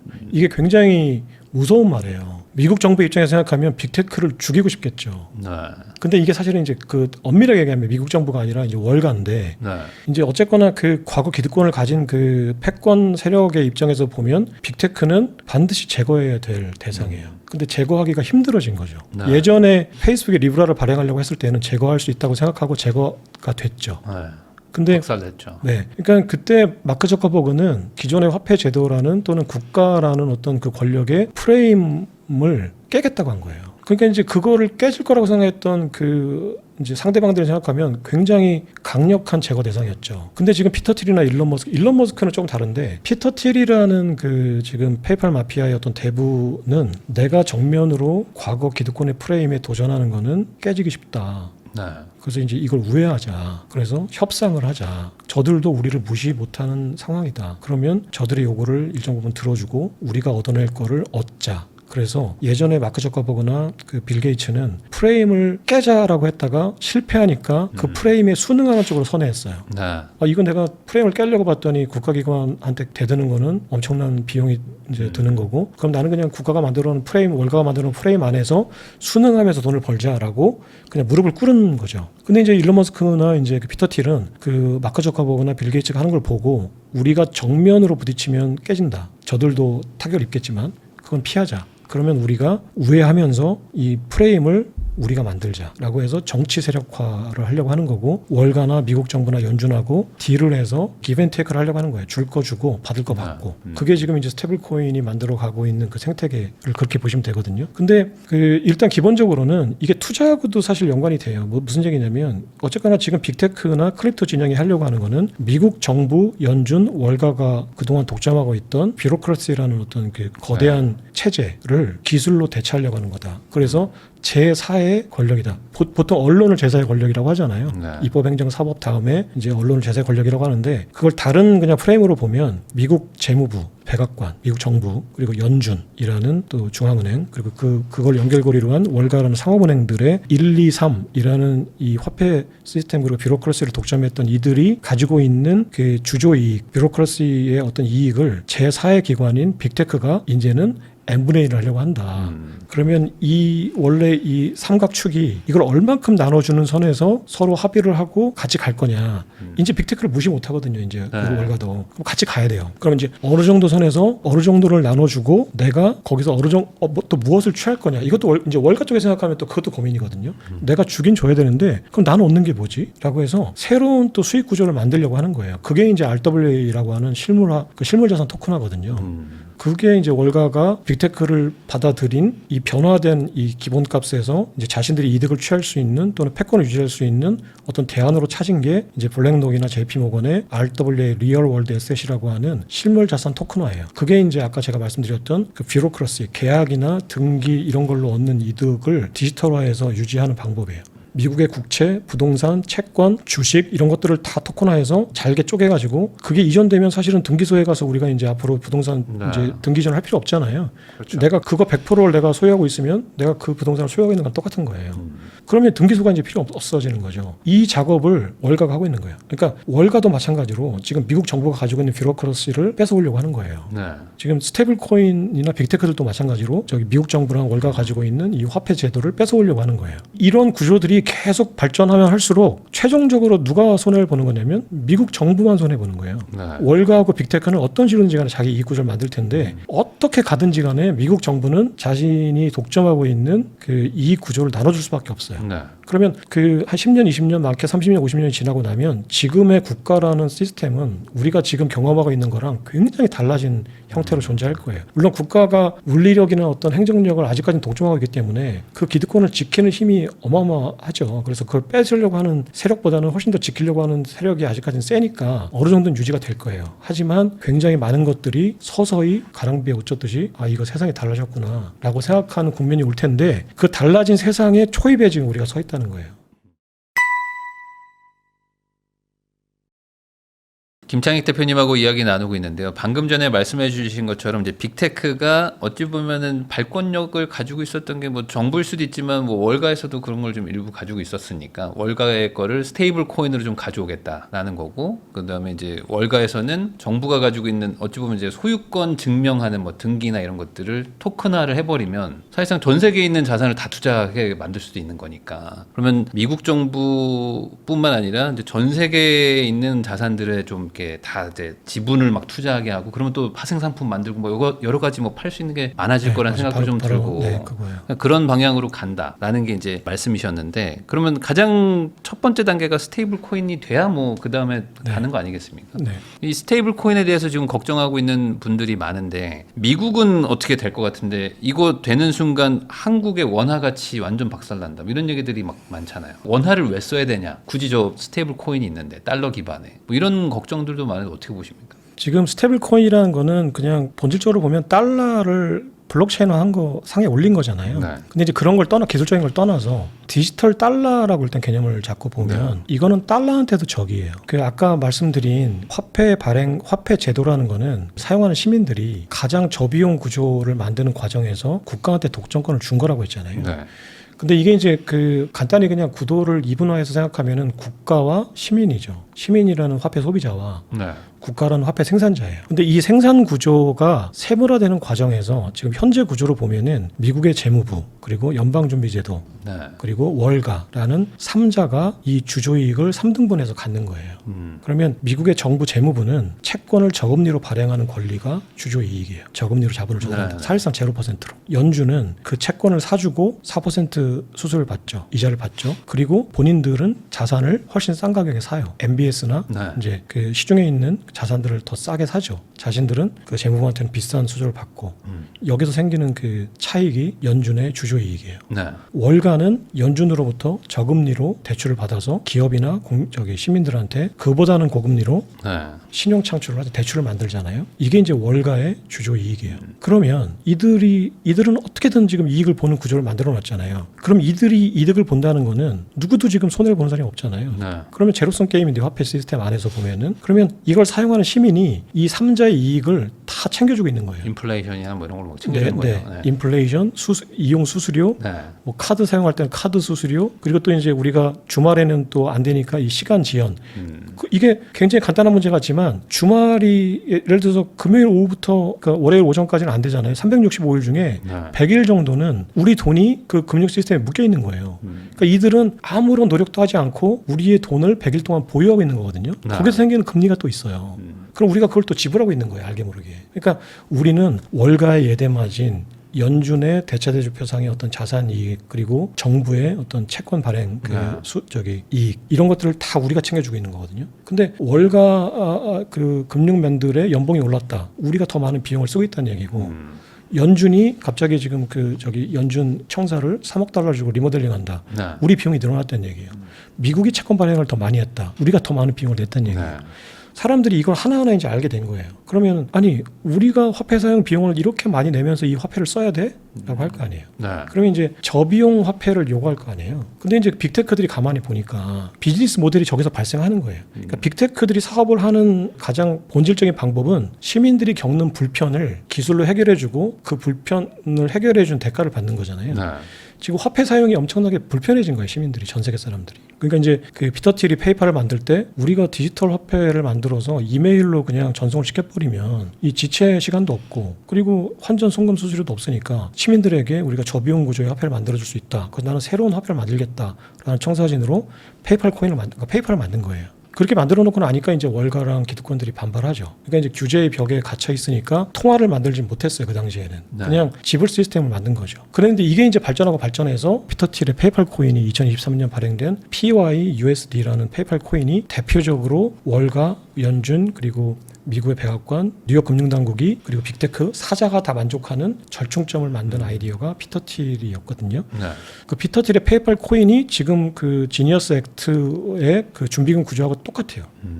이거는 미국 달러 패권에 도움이 됩니다. 왜? 미국 국채를 우리가 사줍니다. 라는 거였어요. 그리고 시민들한테 도움이 됩니다. 왜? 송금 수수료 없습니다. 네. 지체 비용 없습니다. 자, 그러니까 미국의 정부도 좋고 시민들은 어쨌거나 내가 저걸 쓰면 비용이 다운되니까 뭐 편하니까. 좋고 그럼 당연히 수요는 생기잖아요. 네. 근데 월가는 불만일 거 아니에요. 그렇죠. 그러니까 월가는 뭔가를 떼줄 수밖에 없는 거예요. 그러니까 지금 이익 구조가 시민도 비용이 줄어드니까 이익이 예전보다 커졌죠. 비용이 네. 줄어든 거죠. 반대로 얘기하면 빅테크가 어느 정도 이익이 생겼을 거 아니에요. 스테이블코인 발행해서 발행수를 먹잖아요. 그럼 이 이익은 누군가로부터 가져와야 돼요. 제로섬 그렇죠. 게임이니까. 그럼 정부는 국채를 더 많이 발행하니까 좋고. 줄어들 게 하나도 없어요. 네. 누가 나눠준 거냐면 월가가 나눠준 거예요. 그러니까 월가는 싫을 거 아니에요. 이 스테이블코인 네네. 구조가. 근데 왜 받아들였을까? 안 받아들이면 더 뺏긴다. 그러니까 이제 손절을 한 거예요. 어느 정도 선에서. 대신에 이자 주지 마라. 우리 그거 받아줄게. 대신에 스테이블 코인 발행하면 이자 지급은 하지 마. 그래서 빅테크가 야 저거까지 요구했다가는 싸움 나겠다. 그러니까 알았어 라고 해놓고 스테이블 코인 예치금에 대해서는 소비자들에게 이자는 안 줄게. 대신에 우리는 UI, UX를 획기적으로 계산해서 소비자들에게 이익을 주는 방법으로 수요를 끌어올게. 여기까지 됐지? 그러니까 네. 오케이 하니까 스테이블 코인이 만들어진 거거든요. 그럼 이 스테이블 코인이 만들어진 다음 테더라는 걸 만약에 미국 시민들이 쓸 때 미국의 정부 입장에서 생각하면 달러의 대안이에요. 그렇죠. 물론 그거를 네. 쓰기 위해서 달러가 있지만 어쨌거나 달러는 발행돼 있는데 그 달러의 일부를 그 JP모건에 있는 계좌에서 스테이블코인 계좌로 옮기는 거니까 그러면 달러도 스테이블코인이 달러의 대안도 되니까 달러도 스테이블코인이 경쟁 상품이에요. 네. 그 원화도 스테이블코인이 경쟁 상품이에요. 원화도. 네. 자 그러면 원화 스테이블코인을 제가 이제 이 얘기를 왜 길게 자꾸 드리냐면은 그러면은 달러가 스테이블코인에 비해서 우위는 뭘까? 경쟁 그 포인트가 뭘까? 이자를 주는 거예요. 네.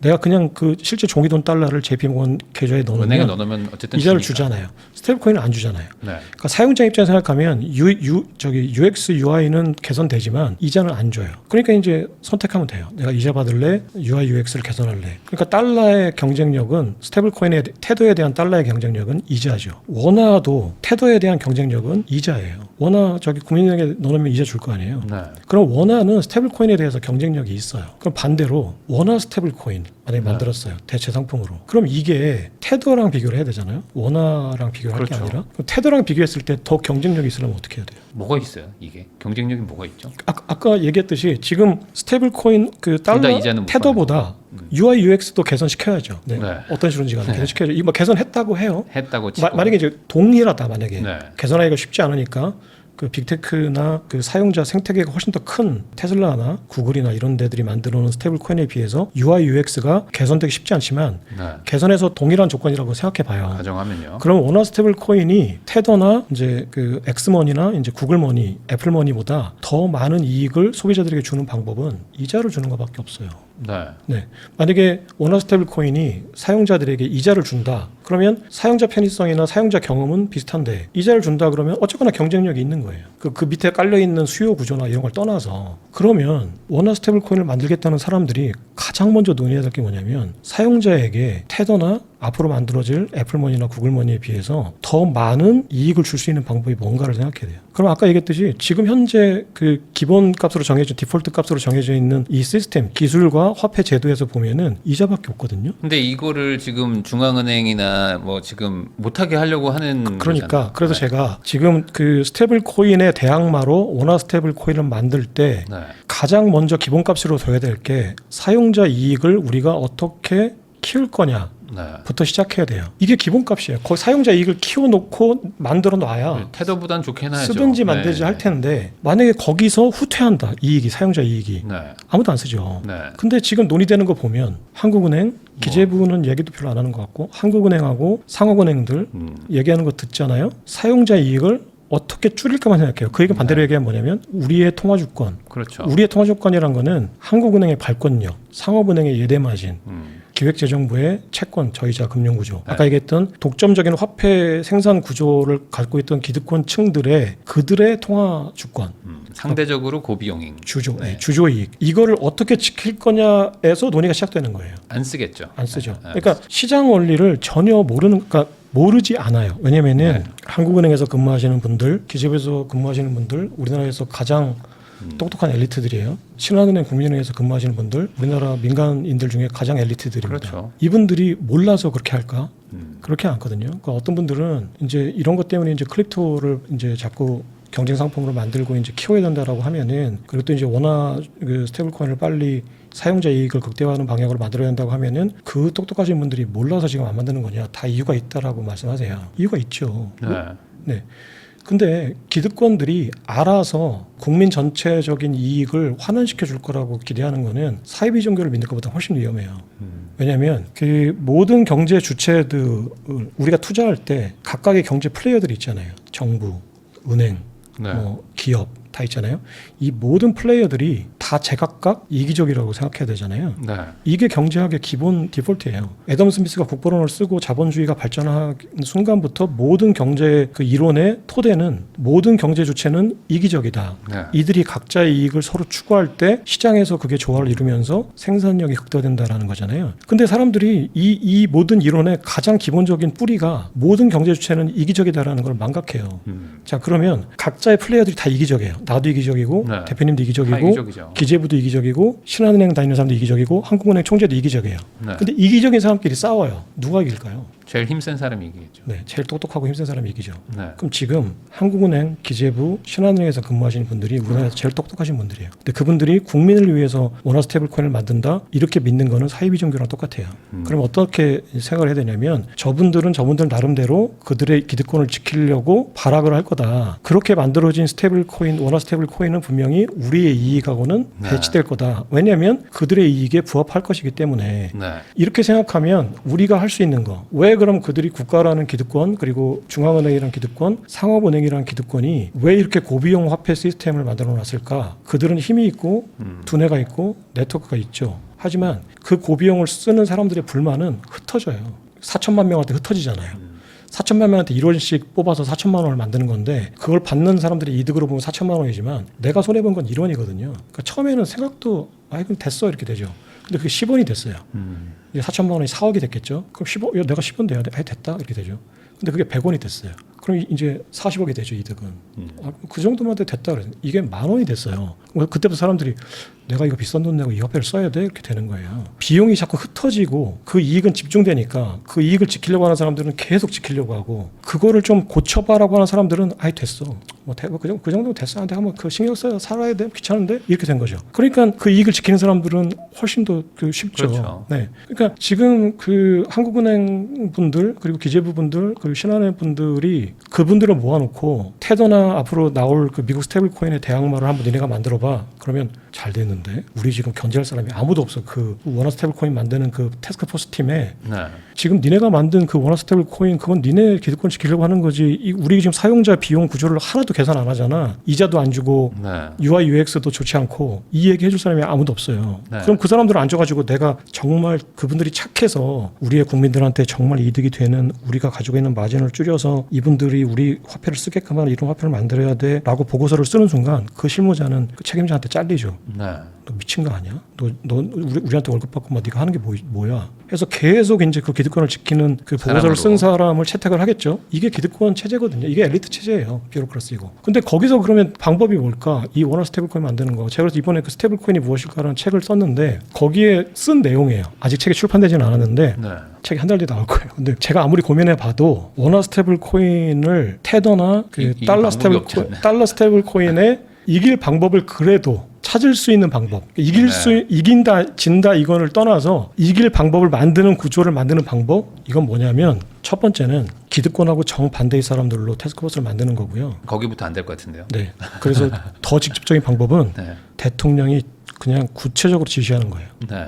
대통령이 그 비선이든 공식적인 플랫폼이든 어떻게든 사용자 이익을 극대화시키는 방법을 찾고 논의해서 기재부, 한국은행, 금융위원회, 금감원한테 원화 스테이블 코인은 이런 구조로 예를 들어서 자산운용사가 들어와서 그 저기 예치금을 가지고 운영을 해서 10% 수익이 나면 5%의 이익을 사용자에게 돌려주는 방법으로 짜라. 그러면은 CBDC나 이런 구조가 아니라 자산운용사, 은행 기득권이지만 뺄 수는 없을 거 아니에요. 합의를 해야 되니까 한국은행, 은행 그리고 기술기업, 자산운용사 그리고 그걸 사용하는 시민들의 어떤 위원회들이 다 참여해서 사용자 이익을 극대화하는 그래서 테더랑 경쟁력을 가지려면 테더는 이자를 안 주니까 우린 이자를 주는 최소한 그거 이외에 더 큰 어떤 사용자 이익을 만들면 좋은데 없어요.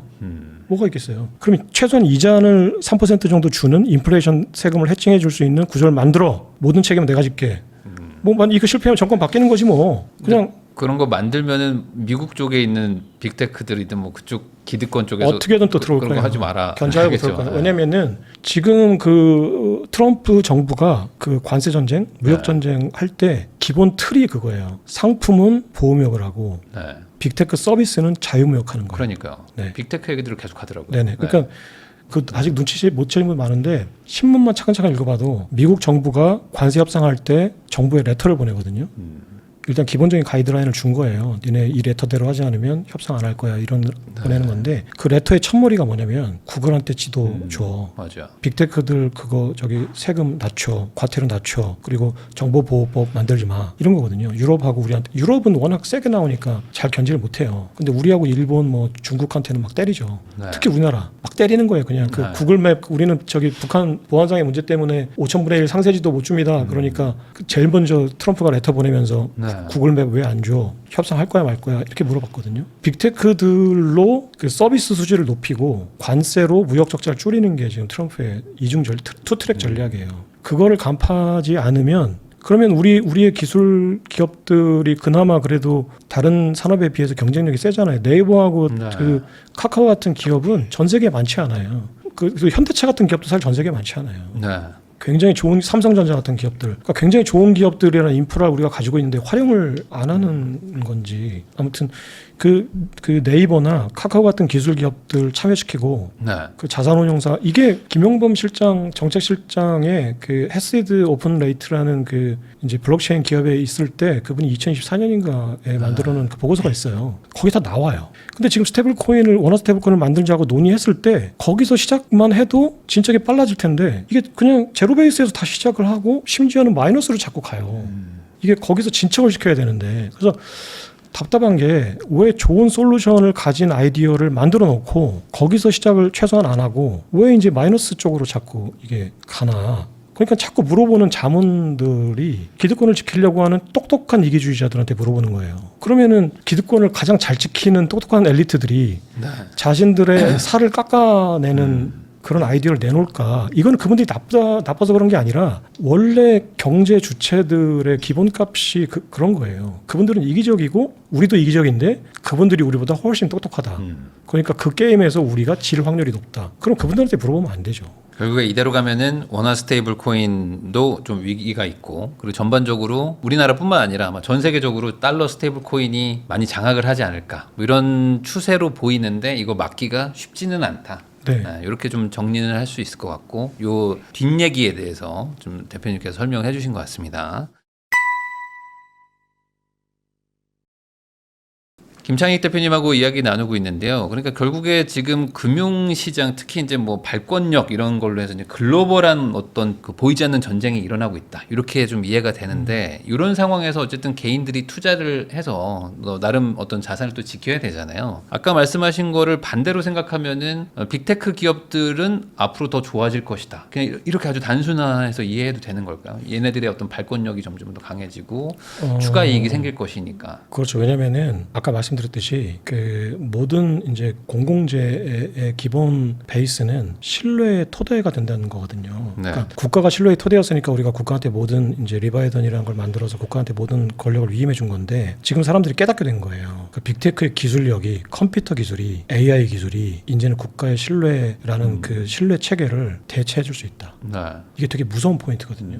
그러니까 국가를 운영하시는 분들의 입장에서 생각하면 지금 뭐 행시 봐가지고 지금 국가를 경영하고 계신 분들, 뭐 미국의 공무원들은 어떻게 뽑는지 모르겠지만 그분들이 본인들의 당대 지금 국가라는 시스템이 뭐 현격하게 달라지지는 않을 테니까 그러면 그냥 지금 현재 있는 대로 생활하시면 뭐 안전하게 생활할 수 있다고 생각할 거예요. 네. 근데 아까 말씀드렸듯이 국민들이 이 신뢰 대상이 국가밖에 없다라고 대안이 없으니까 대안이 없는 것만큼 안전한 게 없거든요. 대안이 될 수 있는 것들을 찾았어요. 그러면 이 대안이 될 수 있다는 걸 찾았는데 이건 지금 소수만이 공유하고 있는 거예요. 앞으로 그 빅테크의 그 컴퓨터 공학, 알고리즘 그리고 블록체인 기술 등등이 비로크러시가 독점하고 있는 관료제가 독점하고 있는 여러 가지 신뢰의 어떤 독점 구조를 대체할 수 있다. 이거 극단적으로 얘기하면 무슨 얘기냐면 우리는 그런 상황을 기록된 역사 이후에는 경험해 본 적이 없으니까 국가가 없는 상황을 상상하지 못할 거 아니에요. 네. 상상하지 못하는 거는 인간이 만들어낼 수 없어요. 인간이 생각하는 모든 그 생각, 아이디어는 과거에 경험했던 거를 재편집하는 거에 불과하거든요. 상상력이 좋다는 거는 그 편집 능력이 좋다는 거지 전혀 경험하거나 보지 못한 거를 만들어내는 건 인간이 할 수 없는 거예요. 인간의 머리로는. 근데 그 AI는 할 수 있어요. 지금 대표님한테 한 번도 안 본 걸 그려보세요라고 하잖아요. 그러면 나는 한 번도 안 본 거라고 생각하고 인어공주를 그려요. 누군가가. 이게 한 번도 안 본 걸까요? 어디선가 봤겠죠, 당연히. 본 것들의 재조합이에요. 그러니까 인간은 절대 자기가 경험해보지 못한 거를 상상할 수 없어요. 그럼 우리는 지금 그 DNA에 박혀 있는 게 국가가 없는 시스템을 경험해보지 않았어요. 네.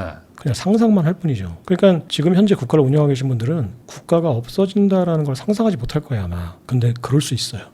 극단적으로 얘기하면. 왜냐하면 국가라는 게 아까 말씀드렸듯이 국가의 본질은 일반 시민들이 신뢰의 대상이거든요. 근데 그 신뢰의 대상이 기술이 그 신뢰의 대상이 될 수 있다고 대체자가 생기면 인간은 대체하죠. 더 저비용인 걸로. 영화나 이런 데 보면은 뭐 사실상 기업이 거의 국가 역할을 하고 그렇죠. 뭐 이런 것도 많잖아요. 사이버펑크 소설 같은 거 보면 그러니까 그런 식으로 갈 확률이 높다라고도 볼 수 있는 거죠. 어찌 보면. 기득권인 국가가 어떻게든 이제 그걸 유지하려고 노력할 테니까 하겠지만. 하겠지만 이제 제가 말하는 거는 그런 게 근미래 현실화 될 거라는 게 아니라 국가가 그런 가능성을 완전히 배제하면 지금 이 경쟁 상황에 대응할 수 없다는 거죠. 그러니까 정부를 운영하시는 분들이나 중앙은행을 운영하시는 분들은 우리가 기술이라는 걸로 빅테크들의 기술로 우리의 기득권이 대체될 수 있다라는 위기의식을 인식하셔야 내가 지금 어떻게 해야 이 기득권을 지킬 수 있는 솔루션이 사용자 이익에 부합하게 나올 거란 얘기예요. 근데 국가라는 거는 절대 대체되지 않아. 나는 행시 본 걸로 나는 평생 먹고 살 수 있어. 옛날에는 이게 대물림까지 됐잖아요. 내 그 자리가. 그렇죠. 근데 이제 그런 시대는 지났지만 행시 보고 들어가면 어쨌거나 임기 보장이 된다라는 것 때문에 그냥 뭐 대충 복지부동하고 살아도 평생 먹고 사는데 지장 없어. 뭐 나중에 산하기관 기관장으로 가면 또 한 4, 5년 생명이 연장돼. 네. 이런 시대는 이제 끝났다는 거예요. 내가 그 민간 기업이라고 더군다나 그것도 자본력과 기술력 그리고 어마어마한 네트워크를 가진 민간 기업과 경쟁해야 된다. 이런 절박감을 가지지 않으면 절대 경쟁 상품을 만들어낼 수 없고 지금은 경쟁 상품을 기대하고 있는 시민들의 그 욕구를 충족시켜주지 않으면 화폐 시스템 그리고 등기 시스템 국가가 독점하고 있는 그렇죠. 이 모든 것들이 대체될 거라는 거예요. 그리고 이게 우리나라에서 뭐 갈라파고스처럼 버티려고 해도 결국에는 이게 이제 빅테크들이 이제 국경을 넘어서는 기술들이 이제 개발이 됐기 그럼요. 때문에 네. 사실 뭐 버티고 있겠다고 해서 버텨지는 것도 아니고. 네, 그리고 아까 이제 대표님께서 지적하셨듯이 만약에 그거를 테더나 저기 USDC나 네. 또는 이제 뭐 앞으로 이제 지금 뭐 테슬라하고 사이가 안 좋으니까 엑스머니는 모르겠지만 그 애플머니나 네. 또 무슨 뭐 리브라가 다시 또 DM이 또 발행이 된다 이러면 그 어떤 장벽을 만들어서 못 쓰게 한다 그러면 제일 먼저 관세 그러겠죠, 때릴 거예요 뭐. 우리한테. 네. 미국의 정치 권력하고 빅테크는 지금 연합이라는 거예요. 연합군이에요. 네. 오히려 월가의 이익에 부합하지 않는 건 우리가 할 수 있어요 지금. 왜냐하면 트럼프 행정부는 지금 월가하고는 등을 졌거든요. 네. 근데 빅테크의 이익에 부합하지 않는 어떤 대책들이나 정책은 우리가 안 만드는 게 좋아요. 왜냐하면 그게 우리가 지금 어떤 그 힘의 열의에 있는 상황에서 그 미국이나 빅테크 이익에 부합하지 않는 어떤 상품이나 대책이 관철되거나 유지될 수가 없어요. 네. 네. 그러니까 이게 진짜 말씀대로라면 정말 되게 어려운 상황인 거잖아요. 네. 어찌 보면 그냥 거대한 파도가 오는 것 같기도 하고. 그러면 이런 상황에서 개인들은 어쨌든 빅테크 기업 뭐 예를 들어 주식을 산다면 빅테크 기업들이 요즘에 뭐 실적 뭐 고평가 논란 뭐 이런 게 있지만 궁극적으로 봤을 때는 저쪽 가는 길이 이런 방향이라면 지금보다 확실히 좀 다른 어떤 레벨의 회사가 된다 이렇게 볼 수도 있겠네요. 그 발권력을 갖는다는 건 엄청난 거 아닙니까? 그럼요. 그동안 정부라는 섹터가 취했던 이익 구조가 지금 현재 전 세계 글로벌 GDP는 C, I 그다음에 정부 섹터가 G가 이제 그 정부 투자 네. 섹터가 있잖아요. 지금 미국은 소비 이 C라는 부분이 기업 투자보다 상당히 많은 부분을 차지하고 있어요. 그리고 G라는 부분도 지금 정부 지출이 많기 때문에 굉장히 많은 부분을 차지하고 있죠. 그럼 이 GDP에서 차지하는 C 플러스 I 플러스 G에서 이 G라는 뭐 그냥 n분의 1만 해도 3분의 1이잖아요. 네. 이 3분의 1에 대한 GDP를 빅테크 기업들이 가져가겠다는 거잖아요. 어마어마한 부가가치예요. 네. 네, 그 부분이 물론 이제 100% 대체되거나 뭐 이런 극단적인 건 아니겠지만 그냥 생각의 편의를 위해서 우리가 그냥 정부의 역할을 뷰로크러시 책상 서랍안에 있는 그 메타버스를 블록체인의 메타버스로 완전히 옮겨서 모든 것들이 다 온체인화됐다라고 보면은 정부의 GDP에 차지하는 그 3분의 1이 다 빅테크한테 가는 거예요.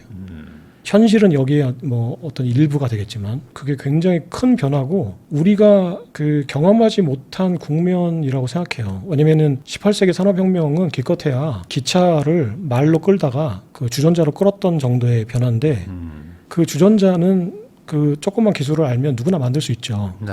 지금 AI 만들 수 있어요.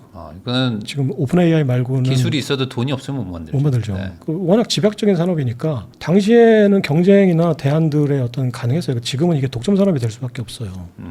예전에 자동차를 만드는 거는 물론 이제 산업화되면서 그것도 이제 당시의 기준으로 보면 또 포드나 뭐 여러 가지 이제 기술이나 자본을 가진 일부에게 집중이 됐지만 그보다 훨씬 집중도가 높아질 거예요. 그때만 해도 주전자는 누구나 만들 수 있었는데 네. 조금만 똑똑하면 지금은 머리로는 극복할 수 없는 자본과 기술이 있어야 돼요. 지금 애플도 못 따라가고 있잖아요. 오픈 AI의 그 AI 기술을. 돈만 있어도 안 되죠. 이게. 네네. 그러니까 애플도 지금 조금 하는 순간에 갑자기 이제 오픈 AI나 미국의 딥시크들이 막 치고 올라오니까 애플의 팀 쿡도 지금 멘붕에 빠진 거 아니에요. 그 인력들을 끌어올려고 막 어떻게 해도 네. 지금 안 되는 상황이잖아요. 있는 것도 나가고 하니까. 네.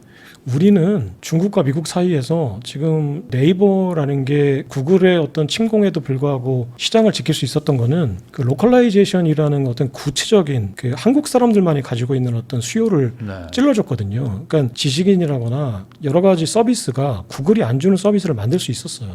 근데 지금 AI는 빅데이터의 싸움인데 저는 그냥 이건 그냥 기술적인 건 잘 모르지만 그냥 문돌이가 개념적으로만 생각하면 이 빅데이터의 싸움은 규모의 경제 싸움이거든요. 그러니까 로컬이 성공하기가 쉽지 않다는 거죠. 이 본질적으로. 그러면은 승자 독식이에요. 미국의 오픈 AI나 뭐 중국의 딥시크나 아니면 미국의 구글이나 몇 개 기업이 과점하다가 그 세 개도 통합될 거라고 궁극적으로 통합될 거라고 보면은 하나의 기업이 모든 걸 다 갖는 거예요. 그러니까 어떤 제가 사이버펑크 영화 같은 거 보면 왜 그 흰옷 입은 하나님이 하늘 구름 위에서 모든 네. 사람에게 식량을 나눠주는데 그게 구글 CEO잖아요.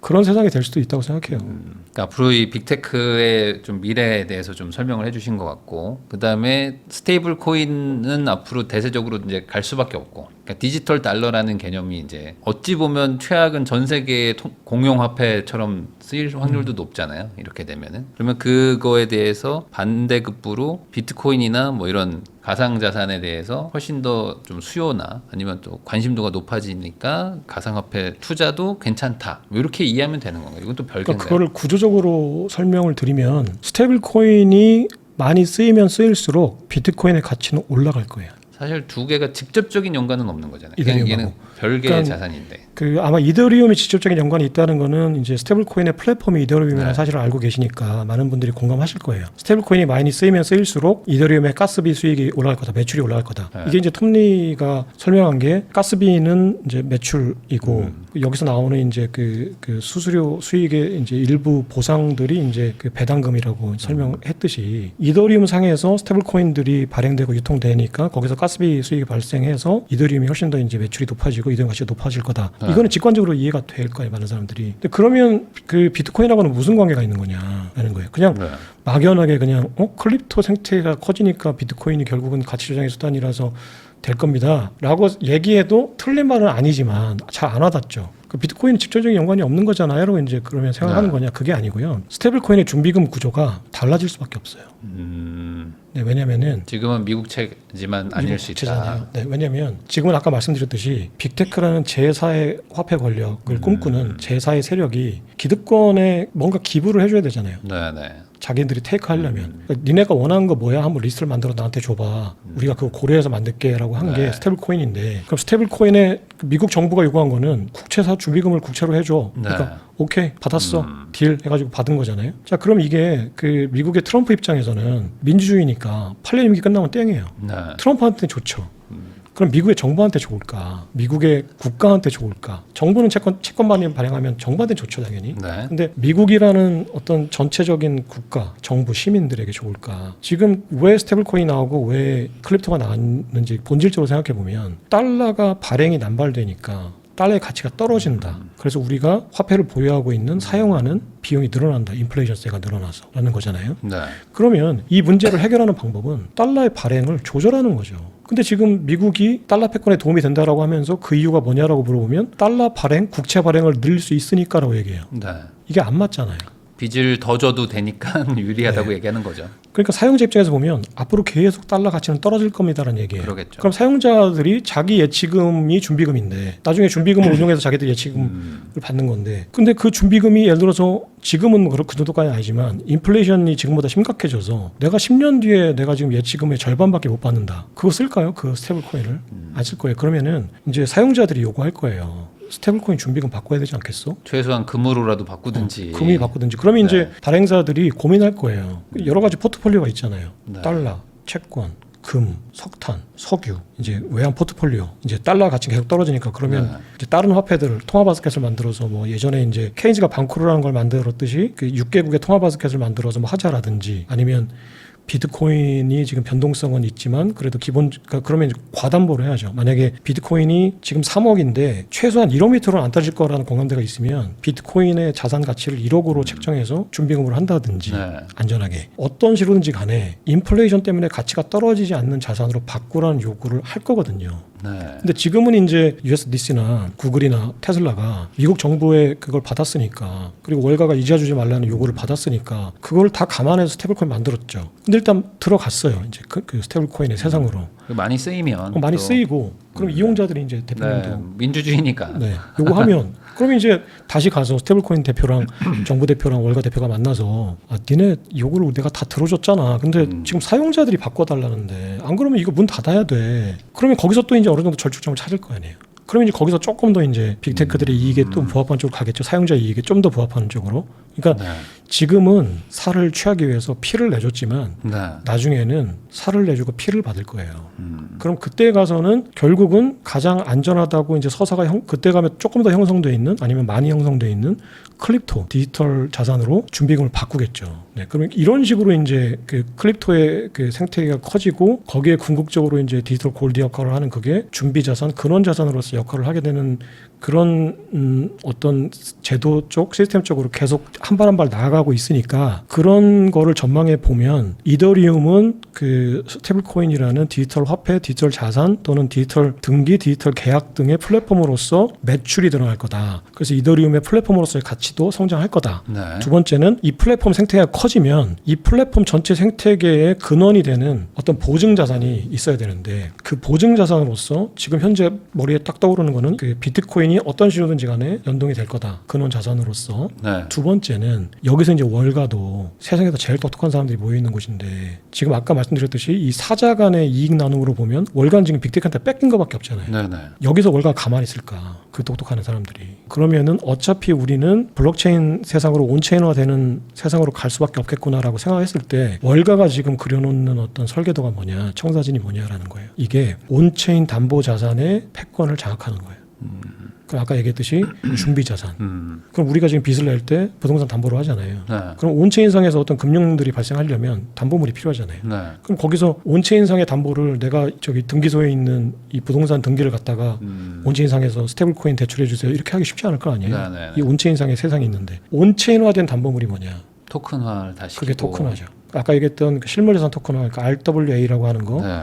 블랙록이 하고 있는 거, 그러니까 JP 모건이 하고 있는 게 좋아. 스테이블 코인이라는 그 코인은 빅테크 니네가 발행해. 물론 지금 그 월가도 발행할 수 있어요. 네. 그 지니어스 액트를 보면 걔네가 그거 발행하려고 할까요? 그건 이제 자기네들 이자 뺏기는 건데 그거보다는 그 RWA로 우리가 온체인 담보 시장을 장악하겠다. 거기 그거를 기반으로 토큰은 빅테크 니네가 발행해라. 그 거대한 그 뿌리는 우리가 꽉 쥐고 있으면서 그래 니네 가지치기나 해봐라. 뭐 이런 마음으로 지금 보고 있는 게 블랙록의 레리 핑크나 JP 모건의 그 제이미 다이먼 회장은 그 빅테크 피터 틸이 어마어마한 거물이지만 그래도 지난 100년간 그 미국의 금융과 그 월가의 금융을 장악해온 그 어마어마한 권력 구조 속에서 정점을 차지하고 있는 레리 핑크나 네. 제이미 다이먼이 보기에는 아직까지 그냥 세상 모르고 날뛰는 하룻강아지라고 생각할 수도 있죠. 물론 네. 이제 잠재력은 어마어마할 수 있겠지만 아직은 기득권 쪽에 들어오지 않았기 때문에 그분들이 볼 때는 제가 좀 까불긴 하는데 뭐 쟤를 그냥 놔둘 수는 없고 그렇다고 마냥 받아주기도 그렇고 그러니까 우리가 이익을 취할 수 있는 방법을 만들어 놓고 니네 이익을 챙겨주는 생색은 내면서 조용히 본인들의 이익을 챙기고 있는 거거든요. 그러니까 본인들이 이익 챙기는 구조에 대해서는 절대 떠들지 않아요. 그럼 빅테크들의 이익을 챙겨주는 구조만 지금 계속 매스컴에 나오고 월가의 이익을 지키는 거에 대해서는 지금 모두 어떤 매체, 레거스 매체라고 할 수 있는 그 뉴욕타임즈나 이런 미디어들이 가만히 하는 거 보면 그 RWA나 이런 거에 대한 분석 기사가 거의 없어요. 그러니까 기득권을 지키는 사람들은 그냥 조용히 은밀하게 가자는 거고 네. 신흥 세력들은 자기의 그 비즈니스 모델을 자꾸 선전하고 새로운 수요처를 끌어야 되니까 빵빠레 울릴 수밖에 없거든요.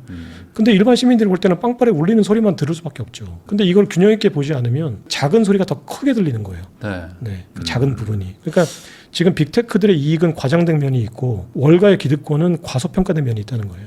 그래서 이거를 조금 더 여기다가는 1.3을 곱해서 봐야 되고 지금 빅테크들의 스테이블 코인의 어떤 위력은 0.7을 곱해서 보는 게 조금 더 균형 잡힌 시각을 보는 방법일 거예요. 그러면은 아까 말씀하셨던 이제 뭐 담보물로서의 비트코인의 역할이 앞으로 훨씬 커질 것이니까 어차피 수량은 제한돼 있고 그럼 당연히 가격이 올라갈 수밖에 없다. 수요가 높아져서. 네네. 그리고 이제 이더리움도 그러면 이 생태계 안에서는 역할을 할 거기 때문에 이더리움도 미래는 좀 좋겠어요. 전망하기에는. 그러니까 제가 그 비트코인을 이제 초창기 때 이제 공부하고 나서 이제 많은 분들이 비트코인이 거래에 쓰이기는 좀 어렵잖아. 네네. 그러면은 이게 화폐가 될 수 없잖아라고 말씀을 하실 때 제가 이제 대응했던 이제 논리가 뭐였냐면 비트코인은 화폐가 되어가는 과정이고 비트코인이 화폐라고 주장하시는 분들은 화폐가 되기를 희망하는 거지 비트코인이 아직 화폐라고 말할 수는 없는 거다. 그리고 비트코인이 화폐가 아니라고 얘기하시는 전문가분들은 비트코인이 화폐가 되는 거를 싫어하는 거지 비트코인이 화폐가 안 되는 건 그렇다고 해서 안 되는 건 아니다. 그러니까 어떤 진행형에 있는 거다. 그래서 우리가 지금 이 진행형에 있는 어떤 과정을 결론지어 생각하는 거는 이 논쟁의 시점이 맞지 않는다라고 했던 거거든요. 그러면서 제가 이제 말씀드렸던 게 뭐냐면은 비트코인이 화폐로서 기능하는 거는 비트코인이 화폐라는 이 서사가 공유가 되면 테크니컬리하게 기술적으로 이걸 화폐로 만들 수 있는 어떤 그 블록체인 기술 또는 컴퓨터 기술, 무슨 코드화 기술 이런 건 저는 기술은 잘 모르겠지만 이거는 뭐 많은 그 기술자 엔지니어 분들이 달려들면 하루아침에도 쉽게 얘기하면 가능한 거다라고 얘기를 드렸어요. 그리고 왜냐면은 화폐라는 서사가 형성된 다음에 이걸 코딩화시키는 그거는 그 서사를 코드화시키는 거는 어렵지 않을 거다라고 했는데 그럼 저는 비트코인의 어떤 레이어 1, 레이어 2 또는 어떤 뭐 사이드 체인 여러 가지 기술들이 비트코인의 변두리에 붙어서 비트코인을 화폐로 만들어가는 종합적인 생태계가 만들어질 거다라고 생각했는데 그게 이더리움이었던 거예요. 그러니까 비탈릭 부테린이 이더리움을 만들 때 가졌던 생각이 이 생각이었던 거예요. 네. 비트코인이라는 그 블록체인을 보니 너무 좋은 기술인데 저거를 왜 가치를 저장하고 이전해주는 그 장부 역할만 하게 제한을 뒀냐. 저 비트코인이라는 거는 범용 컴퓨터다. 인터넷이다. 그러니까 우리가 쓰는 그 윈도우 같은 운영체제다. 저거는 그 자체의 어떤 소프트웨어 앱이 아니라 이거는 OS야. OS가 될 수 있는 건데 왜 저걸 그냥 단순한 그냥 화폐 앱으로 쓰려고 하냐. 그래서 만든 게 이더리움이더라고요. 저도 지금 기술적인 건 잘 모르겠어요. 근데 네. 그 비탈릭 부테린이 써놓은 그 지분 증명, 그 작업 증명이라는 게 이제 비트코인을 만드는 방법이거든요. 간단하게 얘기하면 전기세를 들여서 내가 연산을 풀면 그 연산을 가장 먼저 푼 사람에게 그 블록을 형성할 수 있는 권한을 주는 건데, 어렵게 얘기하면 그런데, 간단하게 얘기하면 내가 전기세를 많이 쓰면 네. 내가 비트코인 하나 받는 거예요. 이 전기세를 쓰는 이 작업, 이게 이제 작업 증명이에요. 내가 네. 이 전기세를 썼다. 프루프 오브 워크라는 걸 해야 내가 비트코인을 받거든요. 근데 이 프루프 오브 워크라는 걸 하려면은 전기를 많이 써요. 그러니까 이제 지금 빅테크들이 지향하는 지속 가능한 지구, 뭐 저탄소 경제 이런 거하고 부합하지 않잖아요. 사실 부합하는데 부합하지, 일단 그냥 직관적으로 부합하지 않아요. 전기를 많이 쓰니까. 하지만 전기라는 가치를 저장해서 순환시키는 역할을 하는 건데, 그게. 근데 그런 걸 떠나서 그냥 1차적으로 보면 비트코인을 생산하는데 채굴 전기료가 너무 많이 든다. 그러니까 비탈릭 부테린이 보니까 아니 저거 전기료도 많이 들여가지고 탄소 많이 배출하고, 그리고 저 좋은 운영체제를 단순하게 화폐 장부라는 어떤 단순 앱으로 쓰고, 이거 좀 아닌데? 그러면 앱이 아니라 OS를 만들자. 그래서 만든 모든 사람이 이더리움이라는 OS에 들어와서 스테이블 코인이라는 어플리케이션을 만들어서, 이제 애플이 처음에 스마트폰 만들었을 때 그 스마트폰이라는 그 운영체제 위에서 오픈돼 있잖아요. 누구나 비용 안 들이고 그냥 앱을 올릴 수 있게 생태계를 오픈해주면 많은 그 어플리케이션 기업들이 들어와서 이 생태계를 키우면 거기서 키운 그 생태계 내에서 OS의 수익 구조가 생긴다, 이거잖아요. 이건 처음 일반 사람도 이해 못 하거든요. 네. 왜 내가 돈 들여가지고 저 비싼 돈을 들여서 서버 데이터 센터 만들어 놓고 그걸 다 공짜로 오픈하지? 이게 이제 인터넷 기업을 처음 봤을 때 제 생각이었어요. 네. 왜 이재용 저 똑똑한 사람이 왜 한 메일 만들어 놓고 왜 매일 저거 내가 50원씩 내도 쓸 것 같은데 왜 저거 왜 돈 안 받아? 미친 거 아니야? 그랬죠. 생태계가. 일단은 이 생태계를 키워놓고 그 생태계에서 이제 부가가치 창출하는 게, 그랬는데 비탈릭 부테린이 그 생각을 한 거예요. 내가 그 블록체인이라는 OS를 이제 블록체인 OS를 만들어서 오픈해 놓으면 스테이블 코인 업체들, NFT 업체들, 그다음에 RWA 다 업체들 거다. 다 들어와서 자기들 어플리케이션을 만들어가지고 올리면 나는 거기서 가스비 받으면 돼. 그게 이제 구글이나 이제 네. 애플의 전략이었던 거죠. 그러니까 지금 2000년대 초반에 그 기술 기업들이 했던, 인터넷에서 했던 똑같은 로직을 지금 블록체인 상에서 이제 비탈릭 부테린이 지금 하고 있는 거거든요. 그러니까 네. 지금 이더리움은 그러니까 블록체인 상의 애플이라고 봐야죠. 네. 그러니까 그 기업 가치가 지금 애플이나 뭐 마이크로소프트나 지금 엔비디아가 4조 달러니까 3조 달러는 될 거 아니에요. 그러면 만약에 3조 달러, 그 기업 가치가 3조 달러만이라고 봐도 현재 비트코인 총액에 버금가거나 초과하는 거죠. 물론 또 비트코인 가치도 그때 되면 또 더 많이 커질 수 있겠지만, 그러니까 이더리움의 가치를 그냥 그 서사만 가지고 이해해도 이더리움이 투자할 만한, 거기에 어떤 속임수가 숨어있지 않다면 투자할 만한 서사를 가지고 있다. 그래서 제가 이제 이더리움에 대해서 무슨 생각을 하냐면, 비트코인의 뭔가를 내가 확실하게 이해한 다음에 투자하려고 하니까 이 네. 나쁜 머리로 그거 이해하는데 아직도 이해 못했지만 10년이 걸렸으니까 10년이 늦었잖아요. 네. 근데 일단 서사만 가지고 이해한 다음에 투자하고 나서 조금이라도 공부해도 좀 사놔라. 네, 조금이라도 사놓고 이해하면서 봐도 큰 함정이 없다면 성공 투자가 될 수 있겠다. 그래서 이더리움을 지금 아직은 이해 못했지만 그냥 사둘까? 소액이라도. 그래서 지금 비트코인 9, 이더리움 1 정도로 투자를 할까라고 생각하고 있어요. 추가적으로 투자할 때는. 이제 결국에 투자라는 개념이 당연히 충분한 이해가 뒷받침돼야 뭐 이렇게 위기 상황이 와도 그때 좀 이렇게 버틸 수 있는 그 신념이 생기는 건데, 뭐 그런 게 당장 없더라도 사실 뭐 이제 기회가 있을 때 돈을 버는 것도 중요하니까 지금 같은 분위기에 뭐 이더리움하고 지금 비트코인 얘기해 주셨지만 나쁜 투자 타이밍은 아니라고 보시는 것 같아요. 지금도 여전히. 그럼요. 지금 아까 말씀드렸듯이 지금 그 이더리움이 지금 애플의 시가총액 정도만 돼도 3조 달러인데 그 이더리움의 시가총액이 만약에 애플 정도만 돼도 지금보다 대여섯 배가 될 수 있다는 거잖아요. 네. 근데 이제 이게 제도권에서 이제 기득권을 가진, 물론 톱니는 지금 현재는 월가에서 나와 있지만 어쨌거나 월가의 파워맨이었던 그런 분들이, 리더들이 지금 서사를 지금 막 만들고 있거든요. 네. 근데 이런 분들이 어떤 강력한 서사를 만들면 대중들이 그 서사를 따라가는 거는 비트코인보다 짧아질 수 있거든요. 네. 그러니까 왜냐면은 비트코인의 서사를 빨리 받아들이지 않아서 시기를 놓친 분들이 지금 땅을 치고 있는 분들이 많아요. 처음에 톱니가 한 10년 전에 비트코인 디지털 골드다라고 얘기했을 때 그게 뭔 말이야? 라고 했던 분들이 맞아요. 지금 비트코인이 디지털 골드라는 걸 이해하잖아요. 지금 비트코인이 인터넷이다라는 게 지금 톱니의 서사거든요. 근데 그거를 당시에 이제 그런 거를 시기를 놓쳤던 분들이 톱니는 서사를 만들 줄 아는 사람이고 어느 정도 논리적 근거가 있으니 그럼 이더리움이 이제 블록체인 인터넷이다라는 거를 받아들이면 그 서사의 확산 속도는 빠르죠. 더 지금 이제 그러니까 15년까지는 안 걸리겠죠. 뭐 비트코인이라는 게 어찌 보면 그 수량의 한계가 있기 때문에 물론 이제 소수점을 살 수도 있지만 요즘에 그런 얘기 있잖아요. 한 개 정도는 사놔라 어떻게든. 그러면은 뭐 나중에 뭐 인생 많이 좋아질 것이다 이런 얘기도 있는데 뭐 그거에 동의하시는지 뭐 0.1개라도 사놓을까요? 다다익선이죠. 아, 그러니까 어떻게든. 물론 이제 뭐 많은 분들이 저도 이제 뭐 나이가 50이 되고 나서야 이제 비트코인 한 개를 그냥 돈 주고 살 수 있는 여력이 생긴 정도니까. 근데 많은 분들 젊으신 분들 실제로 이제 미래의 가치를 보고 투자하시는 분들은 실제로 한 개를 사기가 쉽지 않을 거예요. 1억을 만들기가 쉽지 않을 거예요. 그래서 어떻게든 그 워라밸 다 지켜가면서 내가 쓸 거 다 써가면서 못 하잖아요. 그러니까 처음에는 조금 내가 허리띠를 졸라매고 미래 쪽에 좀 투자를 해놓으시는 게 이제 낫다고 보고 하나라도 사두시면, 그러니까 저는 아까 말씀드렸듯이 그 이제 당시에 그 압구정동 아파트를 1억 5천 정도, 2억 정도에 살 수 있을 때 네. 그게 그 831 대책 2006년인가 5년에 이제 그 노무현 대통령 때 831 대책 나올 때 뭐 6, 7억까지 갔거든요. 난리가 난 거예요.